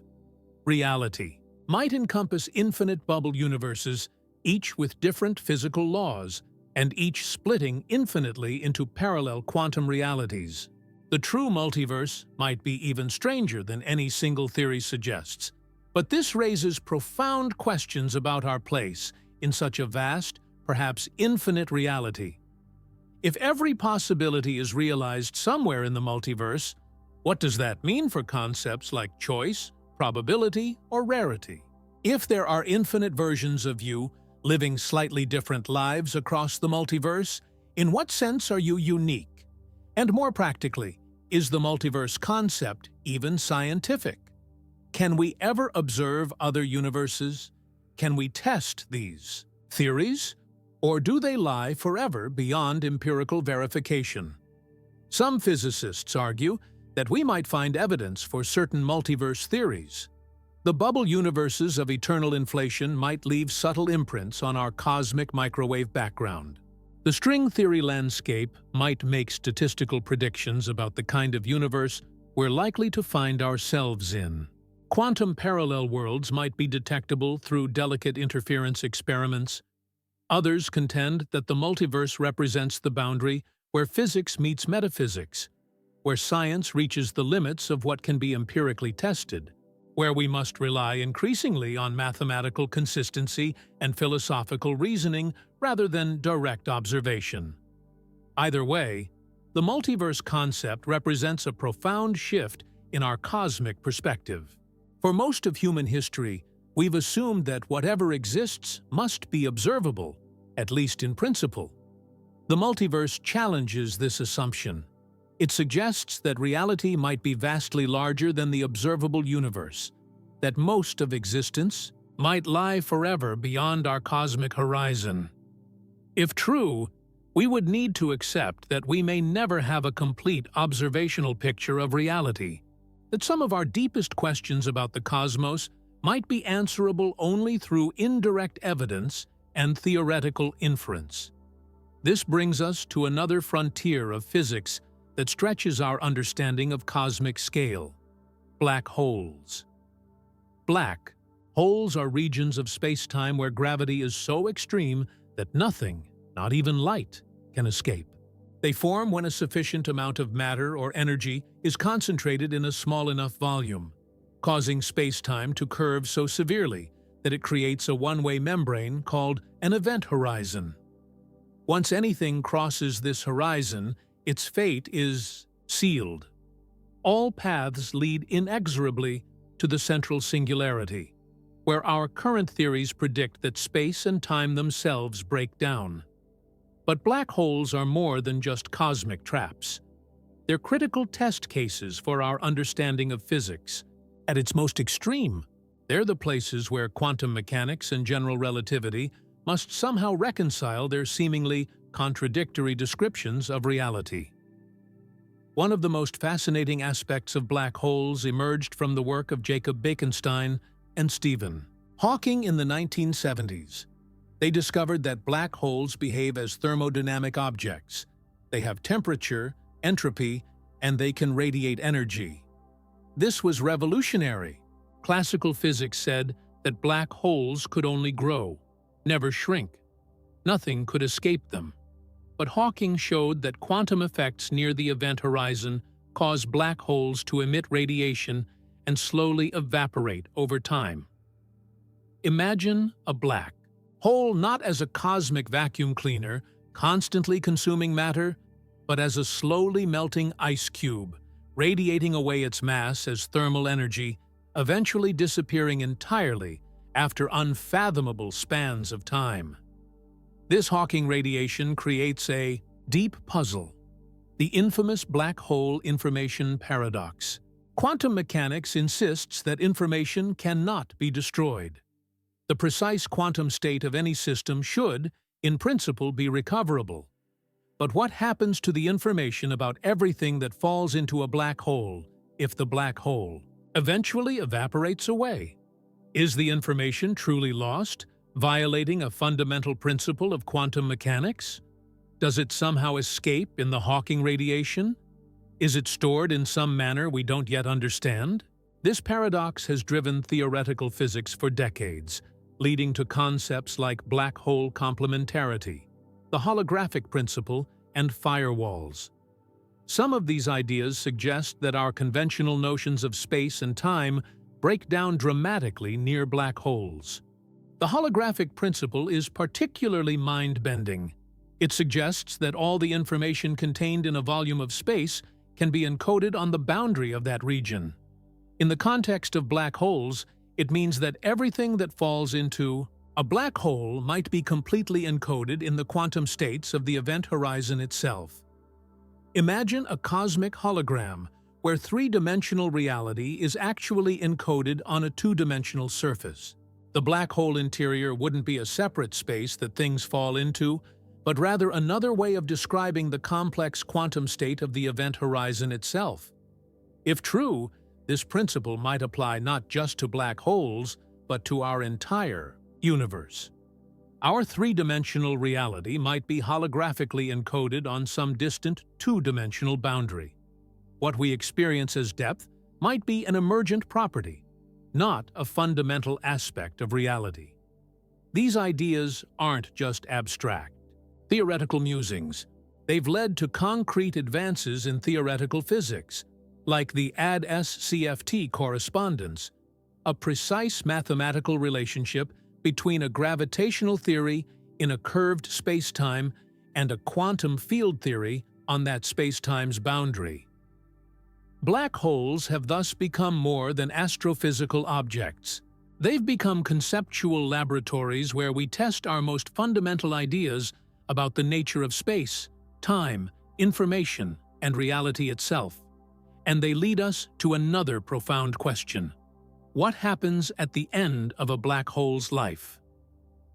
After radiating away most of its mass through Hawking radiation, a black hole enters its final stage. As it shrinks to the size of an elementary particle, quantum effects become dominant. At this point, we need a full theory of quantum gravity to describe what happens next. Some theories suggest that the evaporating black hole might leave behind a stable remnant, a microscopic object containing all the information that ever fell into the black hole. Others propose that the final burst of radiation contains subtle correlations that encode all this information. Still others suggest more exotic possibilities, like the black hole connecting to a new baby universe. Imagine the interior of a black hole not as a route to destruction, but as a cosmic womb, giving birth to a new universe that expands into its own space, disconnected from our own. Our universe might itself have been born from a black hole in some parent universe, a concept that links back to our earlier discussion of bouncing cosmologies. This brings us to one of the most radical frontiers in modern physics, the possibility that space and time themselves are not fundamental. For most of scientific history, space and time have been the fixed stage on which physics plays out. Newton saw them as absolute, unchanging backgrounds. Einstein showed they were dynamic, curved by matter and energy, but still fundamental aspects of reality. But several approaches to quantum gravity suggest that space and time might be emergent properties, not fundamental ingredients of reality. They might arise from deeper, more basic structures, much as temperature emerges from the average motion of atoms, without any individual atom having temperature. Loop quantum gravity describes space-time as a network of finite loops, a kind of cosmic fabric woven from elementary quantum threads. At the Planck scale, space is not infinitely divisible, but comes in discrete units. Causal set theory models space-time as a vast collection of events with causal relationships between them. The familiar continuous space-time of general relativity emerges only when we zoom out from this discrete fundamental level. In some versions of string theory, space and time themselves are constructed from the entanglement of quantum fields, with quantum information being the true fundamental reality. These approaches differ in their details, but they all point to the same radical possibility, that the space and time we experience are not the bottom level of reality.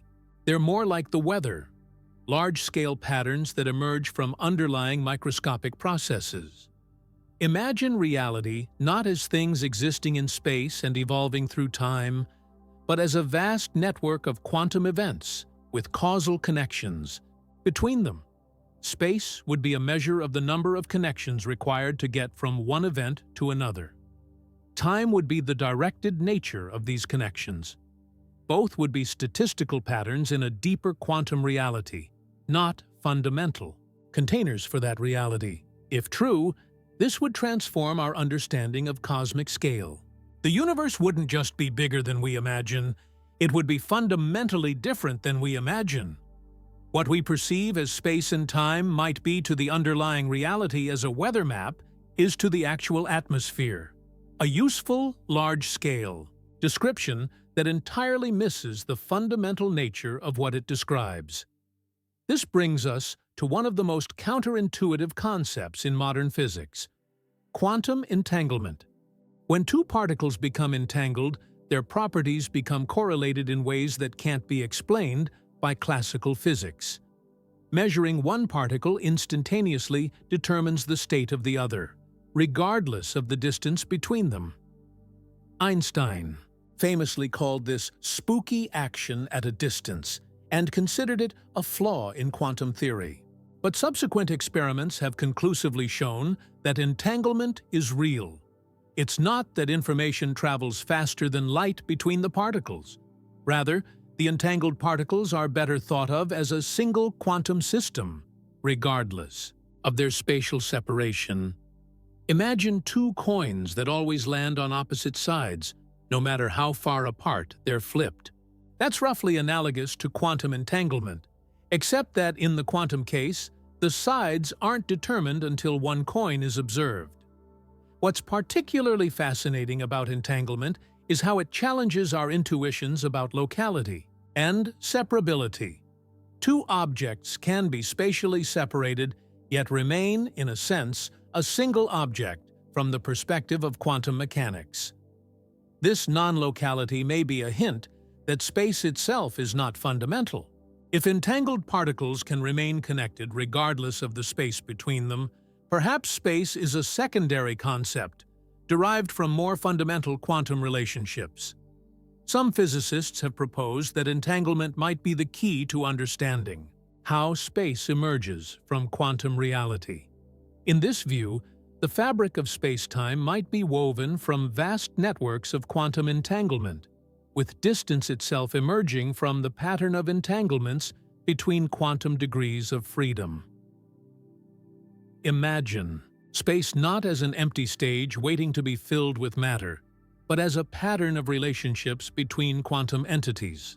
The distance between 2 points would be related to the number of entanglement links connecting them in the underlying quantum reality. This perspective converges with another revolutionary idea in theoretical physics, the holographic principle, which we touched on earlier in our discussion of black holes.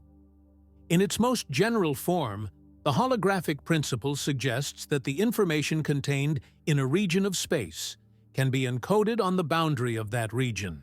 Our apparently three-dimensional reality might be fully described by a two-dimensional theory living on some distant surface. The most precise formulation of this idea comes from string theory, specifically the AD-SCFT correspondence discovered by Juan Maldacena in 1997. This mathematical relationship establishes an exact equivalence between a gravitational theory in a negatively curved spacetime, anti-de Sitter space, and a quantum field theory on the boundary of that spacetime, ADE conformal field theory. In simpler terms, it shows that what we experience as gravity and spacetime in 3 dimensions can be completely described by quantum fields operating on a 2-dimensional surface, like a hologram, where a flat image creates the illusion of depth. What makes this correspondence so powerful is that it's precise and calculable.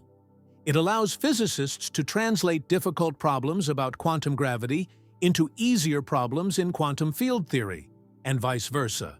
It's one of the most significant advances in theoretical physics in the past few decades. But the implications for our understanding of reality are profound and disturbing. If the holographic principle is correct, then space itself, the very thing we move through every day, might be a kind of illusion, a projected reality emergent from deeper quantum processes occurring on some distant boundary. Imagine that our 3-dimensional universe is like a hologram projected from a 2-dimensional surface. The depth we experience, the very space through which we move, would be encoded in complex patterns on this boundary, not an independent reality.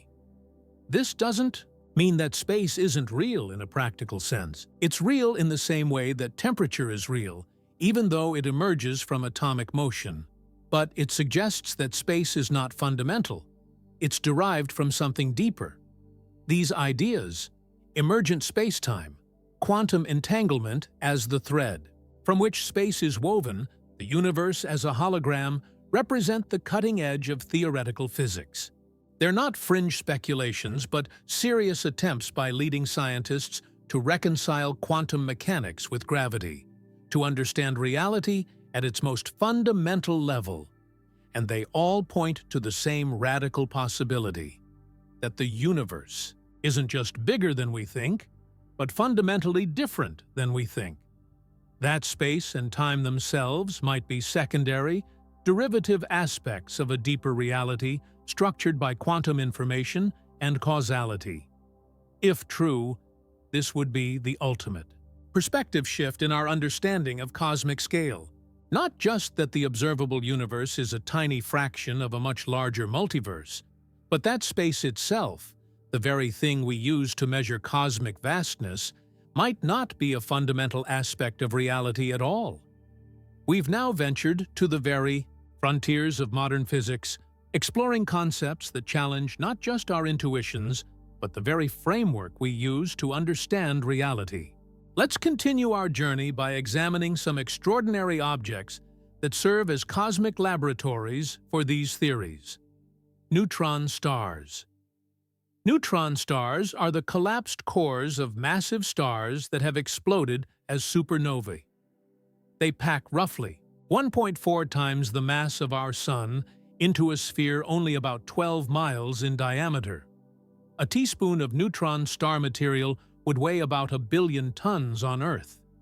The density of a neutron star is almost beyond comprehension, roughly 100 trillion times that of water.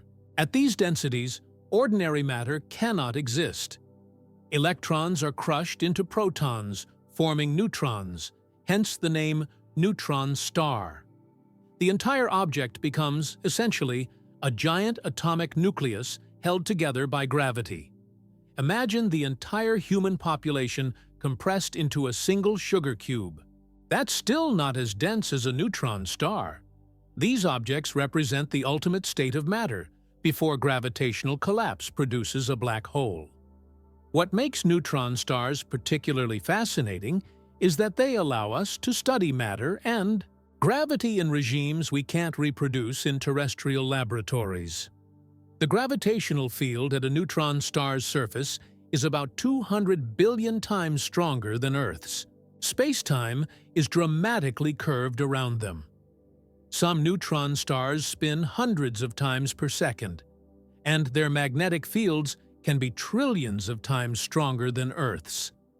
These extreme conditions make neutron stars perfect natural laboratories for testing theories of both gravity and quantum physics. Their structure depends on the behavior of matter at densities we can't create on Earth, governed by nuclear forces and quantum effects. Their gravitational fields are strong enough to produce measurable relativistic effects. Perhaps most intriguingly, the core of a neutron star might contain exotic states of matter unlike anything we've ever observed. At these extreme densities, neutrons themselves might break down into their constituent quarks, forming a state called quark-gluon plasma, the same state that is thought to have existed in the first microseconds after the Big Bang. In the very center, even more exotic phases might exist: strange quark matter, color superconductivity, or other states predicted by quantum chromodynamics but never directly observed. Some theories even suggest that the innermost core might contain a form of vacuum energy or dark energy. Neutron stars thus offer a window into the most extreme states of matter possible, the boundary between ordinary matter and black holes, where quantum physics meets general relativity in a regime that challenges our most advanced theories. And they connect to another frontier of modern astronomy: gravitational waves. When massive objects accelerate, they create ripples in space-time, gravitational waves that travel outward at the speed of light. These waves were predicted by Einstein's theory of general relativity, but weren't directly detected until 2015, when the LIGO experiment observed the gravitational waves from two merging black holes. Since then, dozens of gravitational wave events have been detected. most from merging black holes or neutron stars. These observations have opened an entirely new window on the universe, allowing us to hear cosmic events that might be invisible to traditional telescopes. Gravitational wave astronomy is particularly powerful for studying extreme objects like black holes and neutron stars. When two neutron stars spiral into each other and merge, they create a symphony of gravitational waves that carries detailed information about the equation of state of nuclear matter, how it behaves under extreme pressure. When black holes merge, the gravitational waves they produce contain subtle details about the nature of space-time itself, providing tests of general relativity in the strongest gravity regime possible. Any deviation from Einstein's predictions could reveal new physics, perhaps pointing toward a theory of quantum gravity. Imagine being able to feel the fabric of space-time itself vibrating from events billions of light-years away. That's essentially what gravitational wave detectors do. They allow us to sense distortions in the very geometry of space caused by the most violent events in the cosmos, and they might eventually allow us to detect something even more fundamental: primordial gravitational waves from the Big Bang itself. Most of the gravitational waves we've detected so far come from relatively recent cosmic events, black hole mergers that happened millions or billions of years ago. But the most violent expansion of space in cosmic history occurred during inflation, in the first fraction of a second after the Big Bang. This exponential stretching of space-time should have produced gravitational waves, with wavelengths stretched across the observable universe. If we could detect these primordial gravitational waves, we would have direct evidence of inflation and a window into the very earliest moments of cosmic history. Several experiments are searching for the subtle imprint these waves might have left on the cosmic microwave background radiation. Detection would be challenging but revolutionary, potentially revealing the energy scale of inflation and narrowing down the vast landscape of inflationary models. Gravitational waves thus offer the possibility of probing cosmic epochs that are otherwise completely hidden from us. Times when the universe was opaque to electromagnetic radiation, when the fundamental forces were perhaps still unifying or separating, when the very nature of space and time was still taking shape. This brings us to another frontier of modern cosmology: dark energy, the mysterious force driving the accelerating expansion of the universe. When astronomers discovered in the late 1990s that the universe's expansion is speeding up rather than slowing down, it fundamentally changed our understanding of cosmic destiny. Rather than gradually slowing and perhaps eventually recollapsing under its own gravity, the universe appears destined to expand forever at an ever-increasing rate. The implications are profound. Eventually, galaxies beyond our local group will recede so rapidly that they disappear from view. In the far future, alien astronomers in the Milky Way, which by then will have merged with Andromeda, would see only a vast emptiness beyond their galaxy, with no evidence that other galaxies ever existed. But what is dark energy? The simplest explanation is Einstein's cosmological constant, a fixed energy density inherent to space itself. As the universe expands, creating more space, it creates more dark energy, accelerating the expansion in a self-reinforcing cycle. This explanation fits current observations remarkably well, but it creates a severe theoretical problem. Quantum field theory predicts that empty space should have an energy density from virtual particles popping in and out of existence. But this calculated value is larger than the observed value of dark energy by a factor of 10 on 120. This has been called the worst theoretical prediction in the history of physics. Alternatively, dark energy might not be constant, but could change over time. It might be the energy of a quantum field called quintessence, which could eventually fade away or even reverse sign, turning the cosmic acceleration into a deceleration or collapse. More exotic possibilities include modifications to Einstein's theory of gravity at large scales or effects from the global topology of the universe. Perhaps what we interpret as cosmic acceleration is actually a sign that general relativity itself needs to be modified. What makes dark energy so mysterious is that it seems to be a property of empty space itself. Unlike dark matter, which clumps together under gravity, dark energy appears to be uniformly distributed. It doesn't interact with ordinary matter except through its gravitational effect on the expansion of space. Imagine an invisible force permeating every cubic centimeter of the cosmos, pushing galaxies apart with ever-increasing strength, determining the ultimate fate of everything that exists. That's dark energy, a cosmic mystery hiding in plain sight, dominating the energy budget of the universe, yet completely invisible to direct detection. Understanding dark energy is not merely an academic puzzle, it's essential for determining the ultimate fate of the cosmos. Will the acceleration continue forever, leading to a big freeze, where the universe becomes an increasingly cold, dark, empty void? Or will dark energy eventually change character, perhaps leading to a big rip, where even atoms are torn apart, or a big crunch, where the universe recollapses? Dark energy thus connects the largest scales of the observable universe to the smallest scales of quantum physics. It links our understanding of the cosmos as a whole to the fundamental nature of space itself, and it remains one of the greatest unsolved problems in modern science. This brings us to another cosmic frontier: dark matter, the invisible substance that appears to provide most of the gravitational force holding galaxies and galaxy clusters together.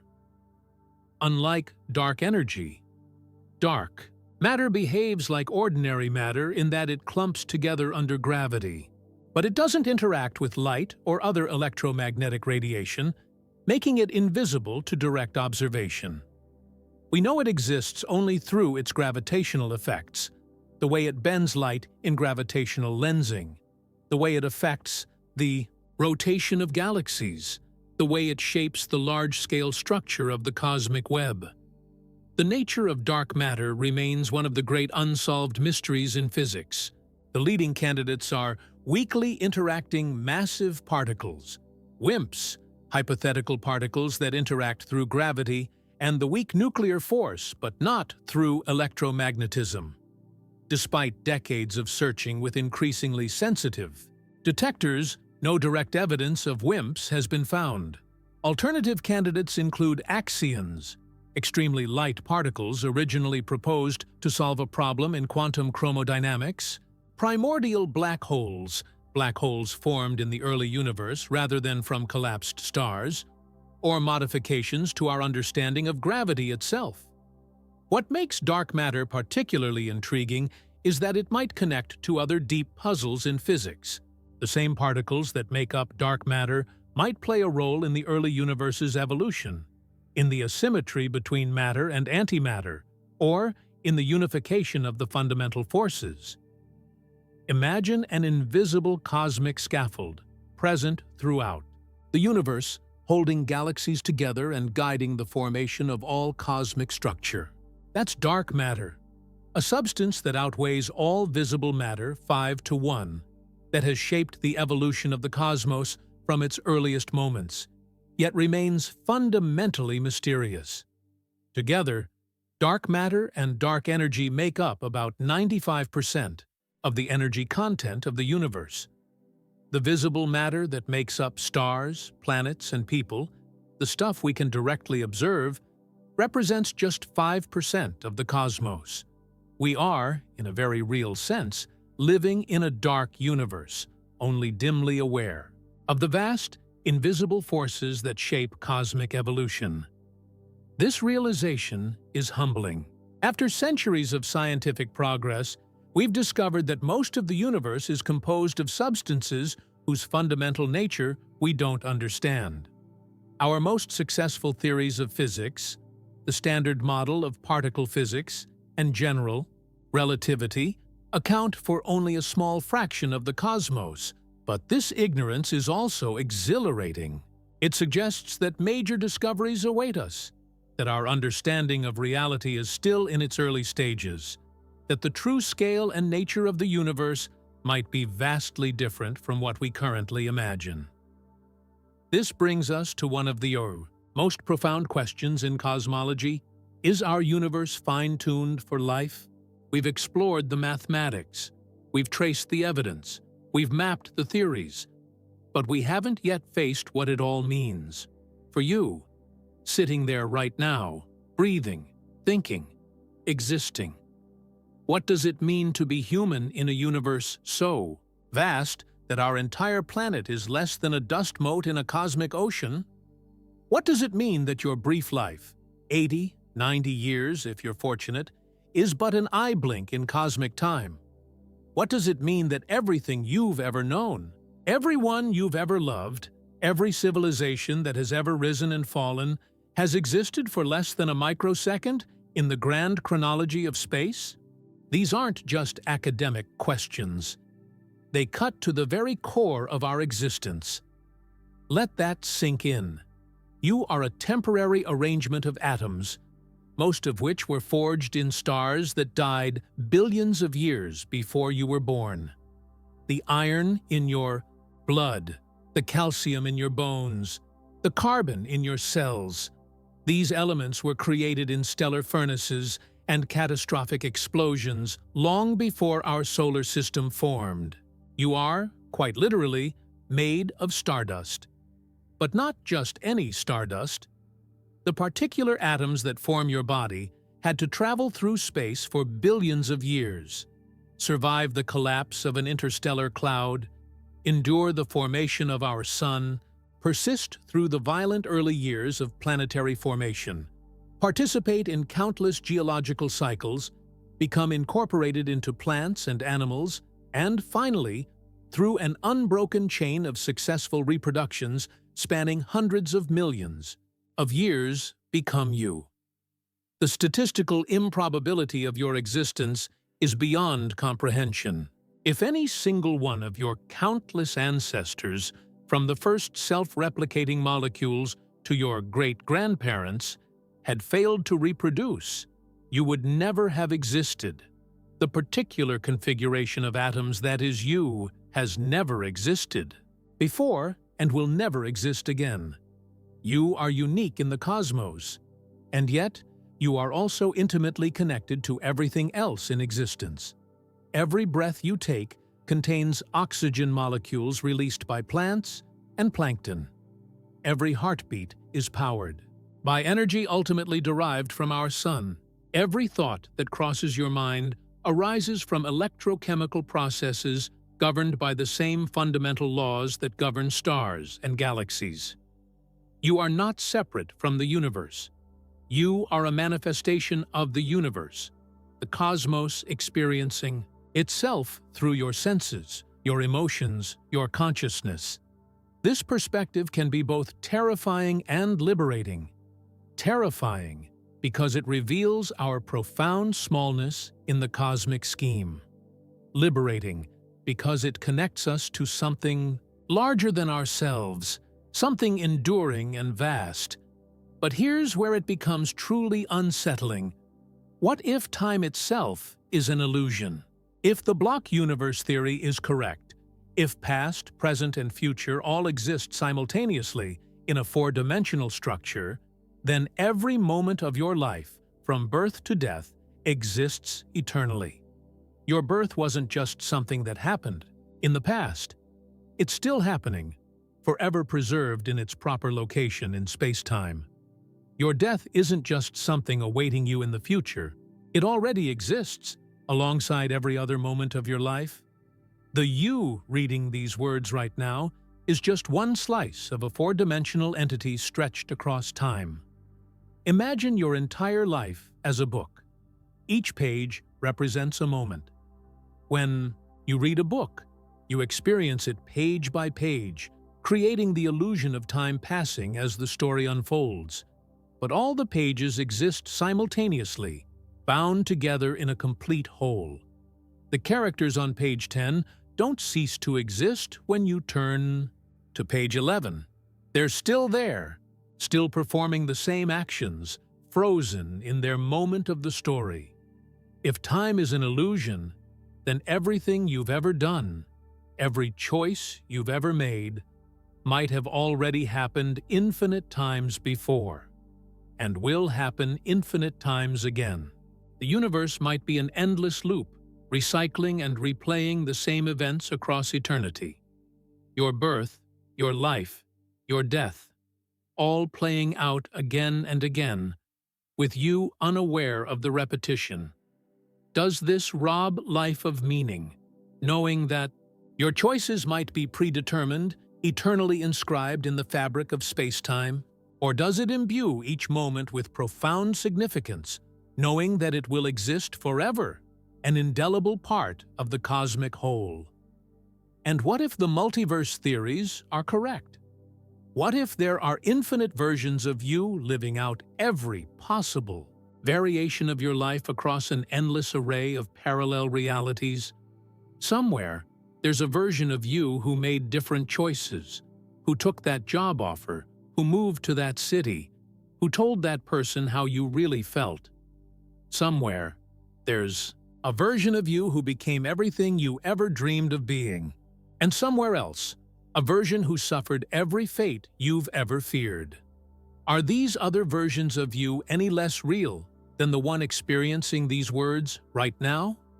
If consciousness is an emergent property of physical processes in the brain, wouldn't these alternate versions of you be just as conscious, just as convinced of their own uniqueness and primacy? The multiverse doesn't just expand our conception of space and time, it explodes our understanding of identity itself. If there are infinite versions of you, in what sense are you a singular, unique being? Where does one you end and another begin? Perhaps consciousness itself transcends these boundaries. Perhaps, at some fundamental level beyond our current understanding, all conscious experiences are connected, different manifestations of the same underlying awareness. Some physicists have suggested that consciousness might be related to quantum coherence in the brain, that our subjective experience arises from quantum processes that connect to the fundamental fabric of reality in ways we don't yet comprehend.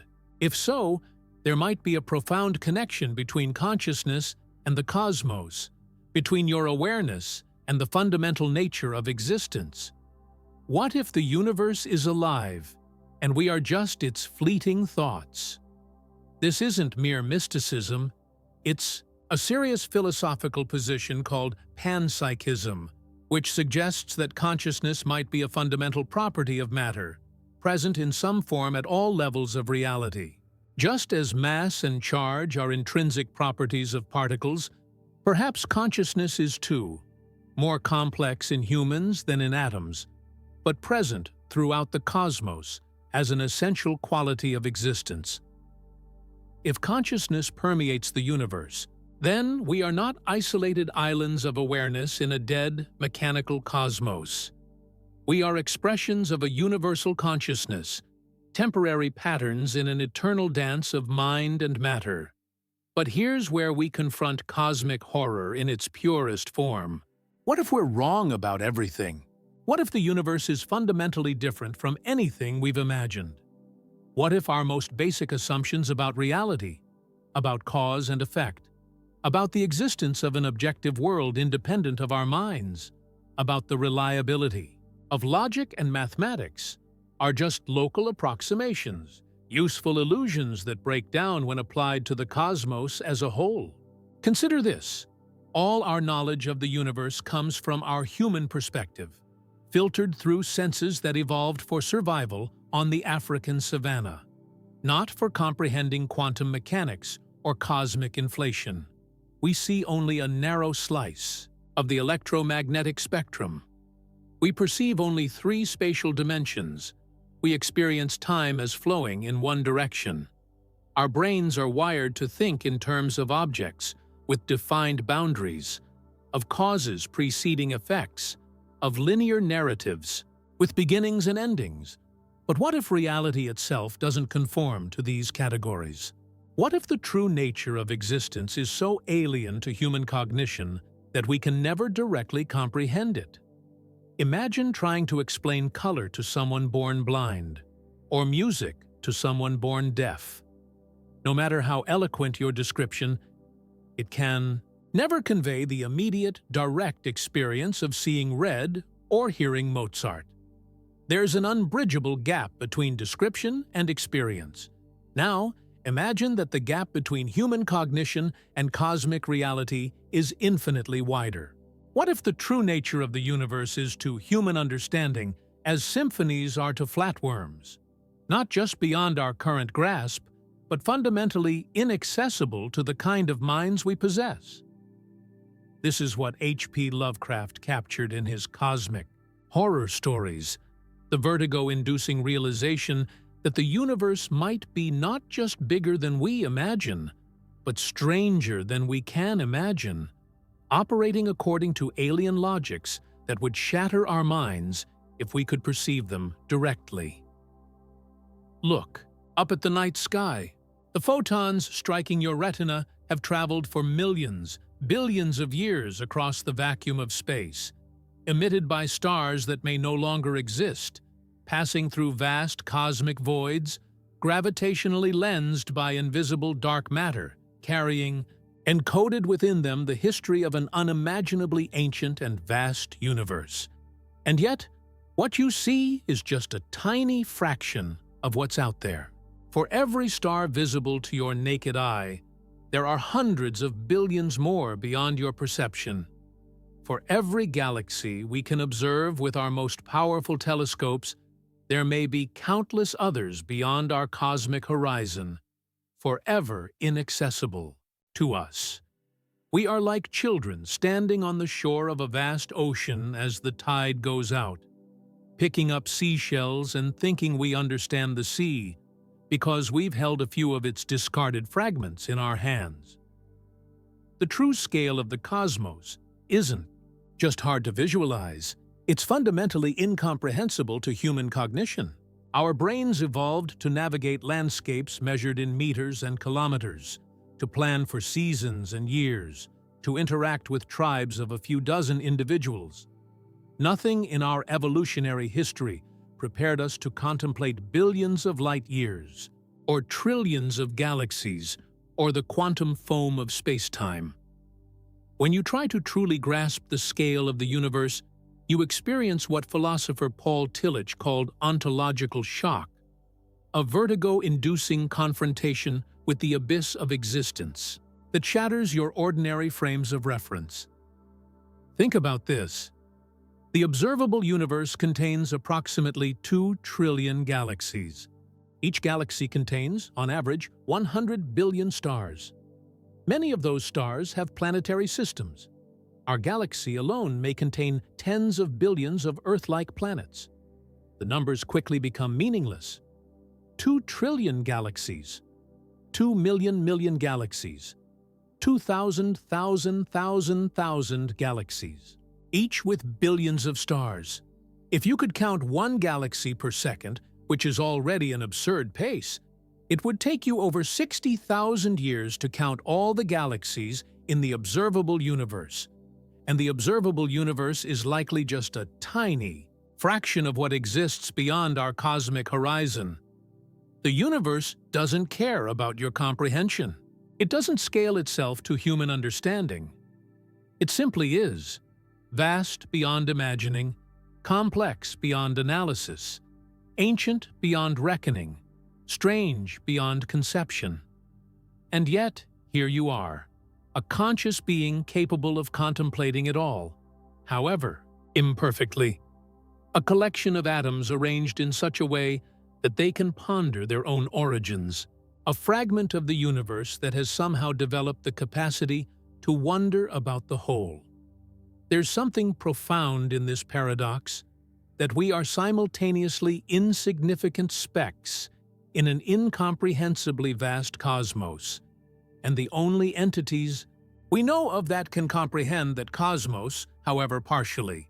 As astrophysicist Neil deGrasse Tyson put it, we are not simply in the universe, we are part of it. We are born from it. One might even say that the universe has empowered us, here in our small corner of the cosmos, to figure itself out. And we have only just begun. But this perspective, while poetic, doesn't fully capture the existential vertigo that comes from truly facing cosmic scales. Consider the time scales of the universe. Our species, Homo sapiens, has existed for about 300,000 years, 0.02% of the universe's 13.8 billion-year history. Recorded human history spans only about 5,000 years, 0.04% of cosmic time. If the universe's history were compressed into a single Earth year, with the Big Bang occurring at midnight on January 1st, humans wouldn't appear until December 31st at 11:54 p.m. All of recorded human history would occur in the last 13 seconds of the year, and the future stretches out even more incomprehensibly. The sun will shine for another 5 billion years. The universe will remain habitable for trillions of years. The last stars will burn out in about 100 trillion years, leaving a dark, cold cosmos of black holes and stellar remnants. But even this isn't the end. The black holes themselves will eventually evaporate through Hawking radiation, a process that for the largest ones could take 10 new 100 years, a number so large it defies comprehension. The vast majority of the universe's history, more than 99.99999% of it, will take place after all the stars have died, in an endless era of darkness and dissolution. Human civilization is less than an eye blink in cosmic time. Our entire species will likely be gone long before the universe reaches even the middle age of its potential lifespan. What does it mean to exist in such a transient moment? What does it mean that everything humanity has ever accomplished, every work of art, every scientific discovery, every monument, every love story, will be less than a footnote in the vast narrative of cosmic time? Is it liberation or despair to realize that nothing we do will matter in the long run of cosmic evolution? That a billion years from now, no trace of human civilization will likely remain? That a trillion years from now, it will be as if we never existed at all? And what about the spatial scales? Our entire planet is less than a pixel in the cosmic picture. If the observable universe were scaled down to the size of Earth, our planet would be smaller than a virus. If the Milky Way were scaled to the size of North America, our solar system would be smaller than a coffee cup. We are smaller than small, briefer than brief, cosmic nothings in the grand scheme of things. And yet, we matter. To each other, to ourselves, to the web of life that covers our tiny world. The universe may be indifferent to our existence, but we are not. Our lives have the meaning we create through our connections, our works, our loves, our strivings. Perhaps this is the paradox at the heart of the cosmic perspective, that the same knowledge that reveals our cosmic insignificance also reveals our precious uniqueness. In a universe so vast and mostly empty, the complexity of a single human brain, the depth of a single human heart, becomes a kind of miracle. There may be other intelligences out there among the stars. There may be civilizations far older and more advanced than our own. But they are not here. They are not us. And the particular kind of consciousness that is human, shaped by our evolutionary history, our planetary conditions, our cultural evolution, may be unique in the cosmos. Even if there are 1 million technological civilizations scattered across the Milky Way, an extremely optimistic estimate, They would occupy less than 1/1,000,000th of 1% of the stars in our galaxy alone. Intelligent life, if it exists, elsewhere is a cosmic rarity. Islands of complexity and awareness in a vast sea of indifferent matter. But this rarity doesn't diminish the existential crisis of cosmic scale. It intensifies it. For it suggests that consciousness itself, the capacity to experience, to wonder, to suffer, to love, is a fleeting phenomenon in the universe's history. A temporary arrangement of matter and energy that will, in the long run of cosmic time, disappear without a trace. The universe was lifeless for billions of years before the first simple organisms emerged. It will be lifeless again for trillions upon trillions of years after the last conscious beings perish. Awareness is a cosmic exception, not the rule. Does this mean the universe is meaningless? That depends on what you mean by meaning. If meaning requires permanence, if something only matters if it lasts forever, then yes, the universe is meaningless. Nothing endures in the face of cosmic time. Not stars, not galaxies, not black holes, not even protons themselves, which may decay over unimaginably vast timescales. But if meaning can be found in the quality of experience, in the depth of connection, in the beauty of existence, however temporary, then perhaps meaning is everywhere, suffusing each moment, independent of its duration or cosmic significance. Maybe meaning doesn't require cosmic scales. Maybe it exists precisely in the local, the specific, the finite, in the kiss between lovers, in the laughter of friends, in the moment of understanding when you grasp a deep truth about reality. But there's another existential concern raised by our exploration of cosmic scale. Are we alone? The Fermi paradox asks, if the universe is so vast and potentially contains billions of habitable planets, many of which have had billions of years for life and intelligence to evolve, then where is everybody? Why don't we see evidence of galactic civilizations, of astro-engineering projects visible across intergalactic distances, of probes exploring our solar system?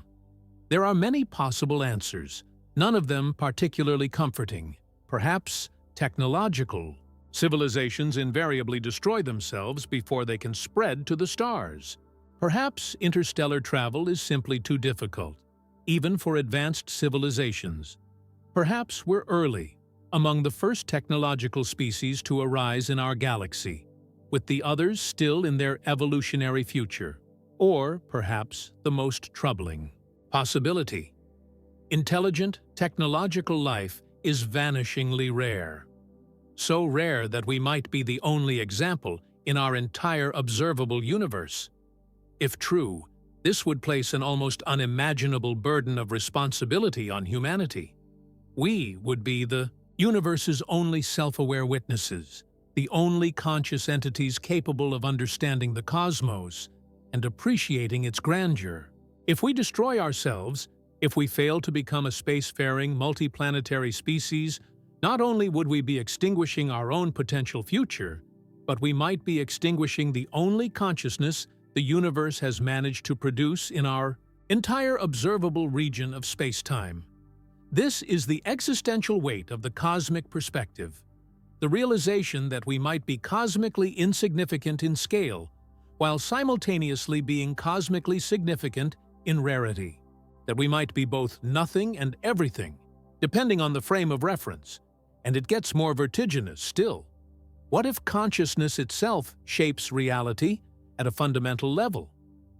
Some interpretations of quantum mechanics, like the Copenhagen interpretation, suggest that observation plays a key role in determining reality.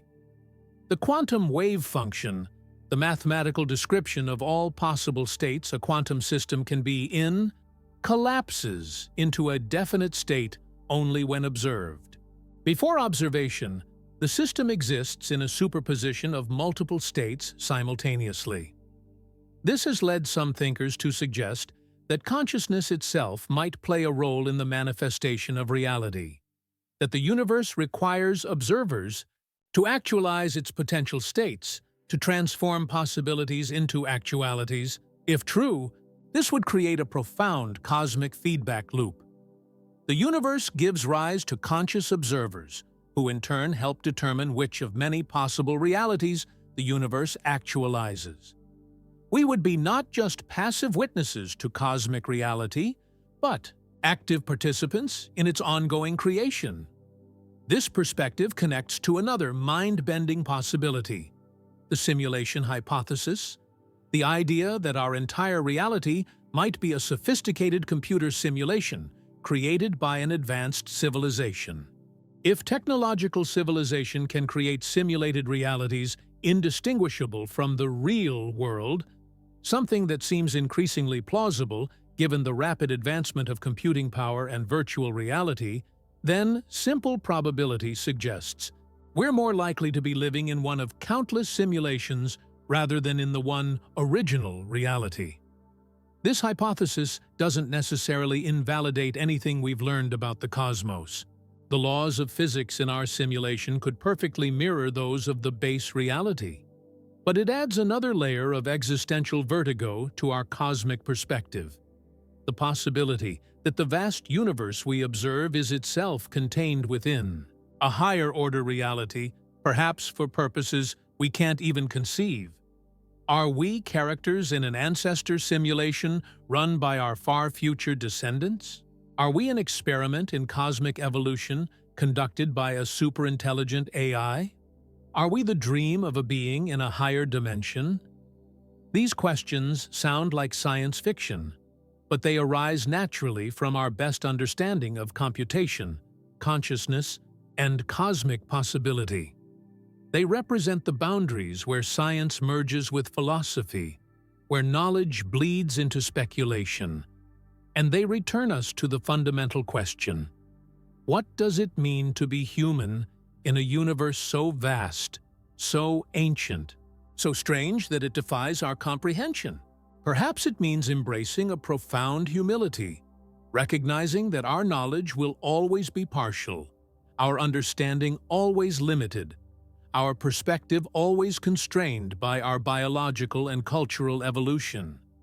Perhaps it means cultivating a sense of wonder, allowing ourselves to be awestruck by the beauty and complexity of existence, from the quantum dance of particles to the majestic sweep of galactic arms. Perhaps it means accepting the paradox of our condition, that we are simultaneously cosmic nobodies, briefer than brief in universal time, smaller than small in universal space, and yet also precious carriers of consciousness, the universe's way of experiencing itself, of transforming matter into meaning. When you look up at the night sky, you're not just seeing stars and galaxies. You're seeing your origins. The elements that compose your body were forged in stellar furnaces. You're seeing your context, the vast cosmic web that gave rise to your planet, your species, your consciousness. You're seeing, perhaps, your destiny, the endless frontier that may one day be explored by your descendants, whether biological or artificial. And you're seeing yourself, not directly, but in the sense that your awareness, your capacity to wonder and question and understand, is itself a cosmic phenomenon, as much a part of the universe as the stars themselves. This doesn't erase the existential vertigo that comes from confronting cosmic scales. It doesn't dissolve the terror of realizing our smallness, our brevity, our fragility in the face of cosmic vastness. But it offers a counterweight, the recognition that consciousness itself, the capacity to experience and understand, is perhaps the most remarkable phenomenon in all of existence. In a universe of mostly empty space and unconscious matter, you are an island of awareness, complex beyond imagining, sensitive to beauty and meaning. capable of love and wonder and creation. The terror of cosmic scales is real. But so is the awe. So is the connection. So is the recognition that, however brief and small we may be, we are the universe experiencing itself. Matter arranged into patterns complex enough to contemplate their own existence. As Carl Sagan put it, we are a way for the cosmos to know itself. This doesn't solve the existential crisis of cosmic scale. It doesn't erase the vertigo or answer all the questions, but it offers a perspective that might help us navigate the abyss. The recognition that meaning doesn't require permanence or cosmic significance, that beauty doesn't depend on eternal duration, that love matters even in a universe that will eventually forget all of our stories. Perhaps the most profound response to cosmic scales is neither denial nor despair, but a kind of cosmic belonging. The recognition that we are not separate from the universe, but an expression of it. That our consciousness, however brief and limited, is a genuine cosmic phenomenon, as real and significant as galaxies or black holes. We are the universe grown aware of itself. We are cosmos contemplating cosmos. And in that contemplation, in that awareness, in that brief flash of consciousness in the cosmic night, perhaps we find not meaning bestowed from outside, but meaning created from within. The meaning that comes from connection, from understanding, from experiencing the wonder of existence while we have the extraordinary privilege of being alive. You exist now, in this moment, a conscious being capable of contemplating the cosmos that gave you birth. That is simultaneously a cosmic accident of infinitesimal probability and the most natural thing in the universe. Matter and energy organized into patterns complex enough to wonder about their own origins. Whether we are alone in the cosmos or one among countless civilizations, whether we exist in a simulation or base reality, whether consciousness affects quantum outcomes or merely observes them, we are here now, aware, alive, connected to everything that exists through the unbroken chain of cosmic evolution. The existential crisis of cosmic scale doesn't have a solution.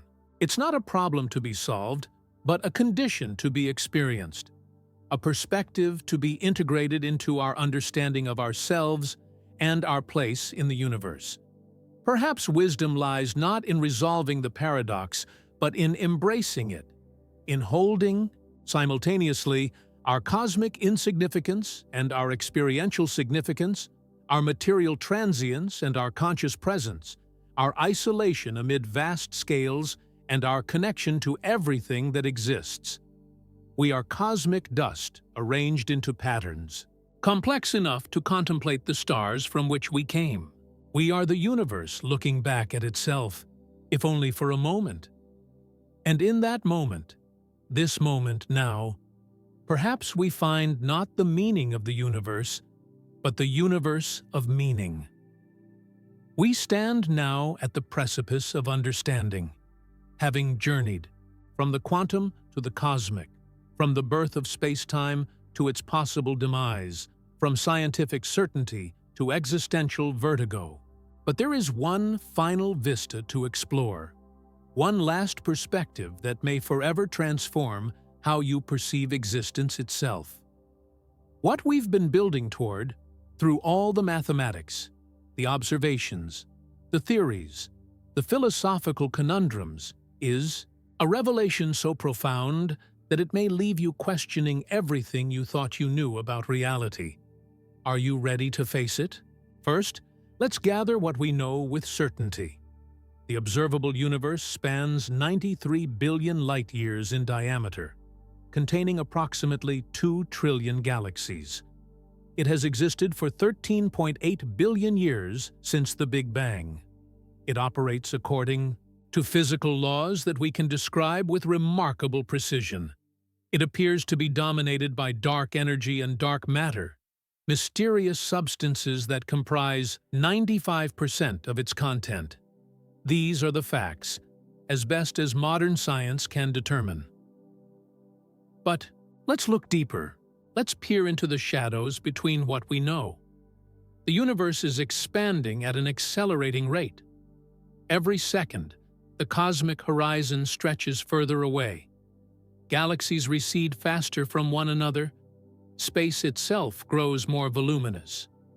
This acceleration, driven by dark energy, has profound implications for the ultimate fate of the cosmos. If dark energy remains constant, the expansion will continue forever.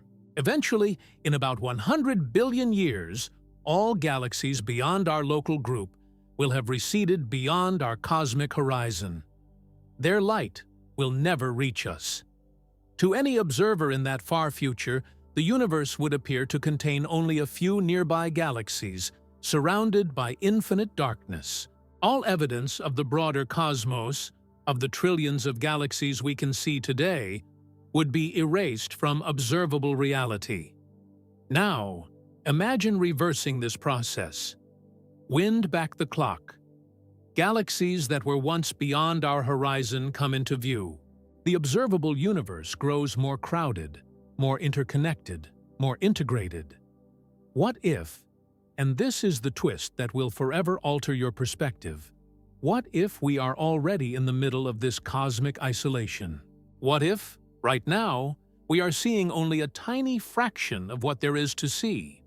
What if the true scale of the universe is so immeasurably vast that our observable cosmos is an infinitesimal speck within it? Many cosmological models suggest exactly this. Inflation theory indicates that our observable universe may be to the full cosmos what a single atom is to the entire Earth, or smaller. Some theories suggest the universe might be infinite, containing endless variations of everything that could possibly exist under the laws of physics. But here's the truly mind-shattering possibility. What if the universe is already dead, and we are just experiencing its last echoes? Imagine a cosmos that reached its peak of creativity and complexity billions of years ago, in regions now forever beyond our cosmic horizon. Civilizations that rose and fell, galaxies that lived and died, cosmic epochs that passed through their full life cycle, all before our solar system even formed. What if we are not at the beginning of cosmic history, but near its end? Not the dawn of consciousness in the universe, but its twilight? The light reaching us from distant galaxies shows them as they were billions of years ago. The further we look into space, the further we look back in time. But we can never see beyond our cosmic horizon, approximately 46.5 billion light-years in all directions. What lies beyond is forever invisible to us, not because of technological limitations, but because of the fundamental nature of space-time itself. If the universe is vastly older and larger than our observable portion, as many theories suggest, then we are like a person who wakes up on a tiny island, able to see only to the horizon, unaware of the vast continents and civilizations that might exist beyond. Picture the universe as an immense, ancient library, so vast that light itself would take trillions of years to cross from one end to the other. Now imagine that you're confined to a single room in this library, able to see only the books within your immediate surroundings. You might conclude, based on your observations, that the library is roughly the size of your room. You might even develop sophisticated theories about the library's structure and history, based on the patterns you observe in the books around you. But you would be wrong. Catastrophically wrong. The true library would be incomprehensibly larger, older, and more complex than anything you could deduce from your limited perspective. This is not mere speculation. It's a serious possibility arising from our best cosmological models, and it gets more unsettling.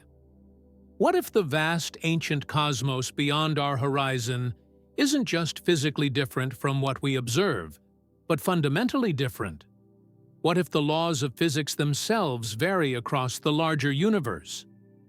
String theory and eternal inflation both suggest that the universe might be a patchwork of domains with different physical constants, different particles, different dimensions, different rules.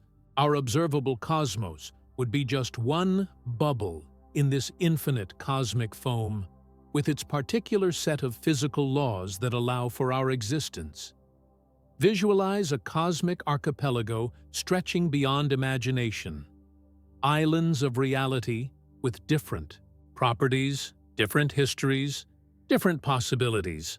Our observable universe would be just one island in this endless sea, with most of the cosmos forever beyond our reach, unknowable through direct observation.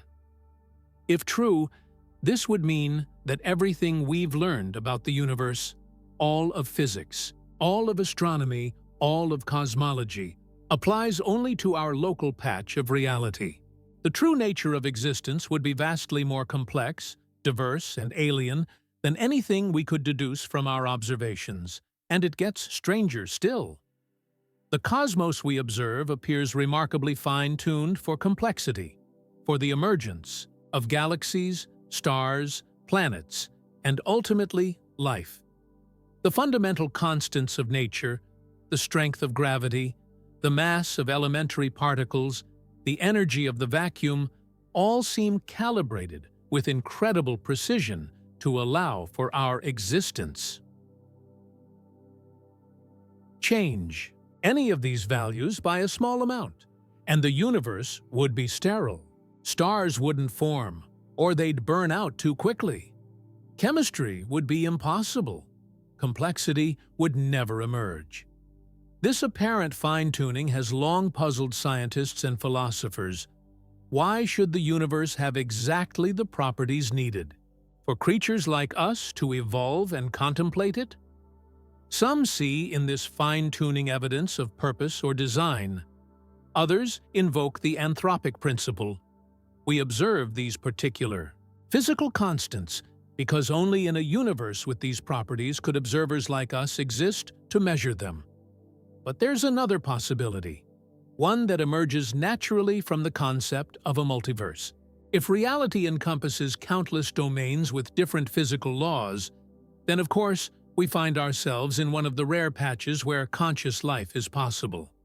It's a cosmic version of selection bias. Observers can only arise in universes capable of supporting observers. This perspective transforms our understanding of cosmic history. The universe isn't fine-tuned for life. Rather, life is fine-tuned by evolution to exist in this particular universe. We are the cosmos becoming aware of itself, but only in those rare regions where awareness is physically possible.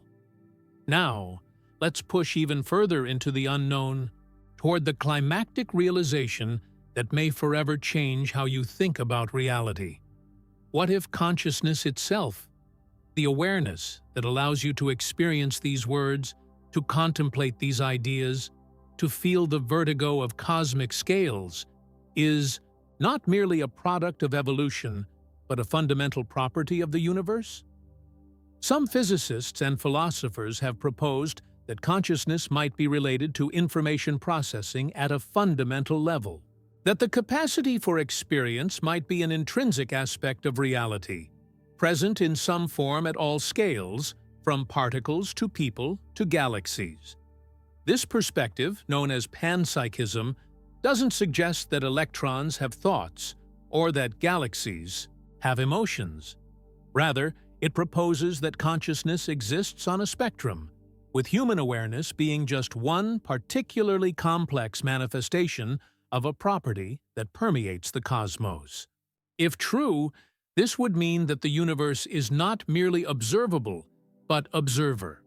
Not merely knowable, but knower.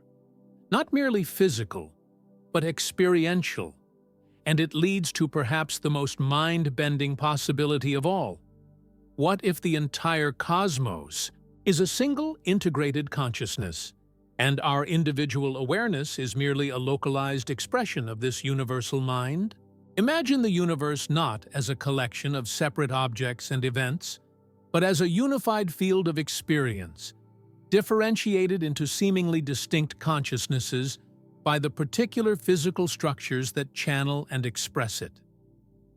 Our brains would be not the creators of awareness, but its focusers, complex neural networks that shape the universal consciousness into the specific pattern we experience as our individual selves.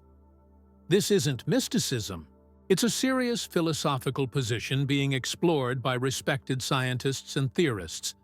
It arises from the hard problem of consciousness, the difficulty of explaining how physical processes in the brain give rise to subjective experience, and from the strange correlations observed in quantum physics, which suggest a deep interconnectedness underlying apparent separation. Picture the cosmos as an ocean of consciousness, with individual minds as temporary waves on its surface, distinct in form and movement, yet made of the same substance, ultimately inseparable from the greater whole.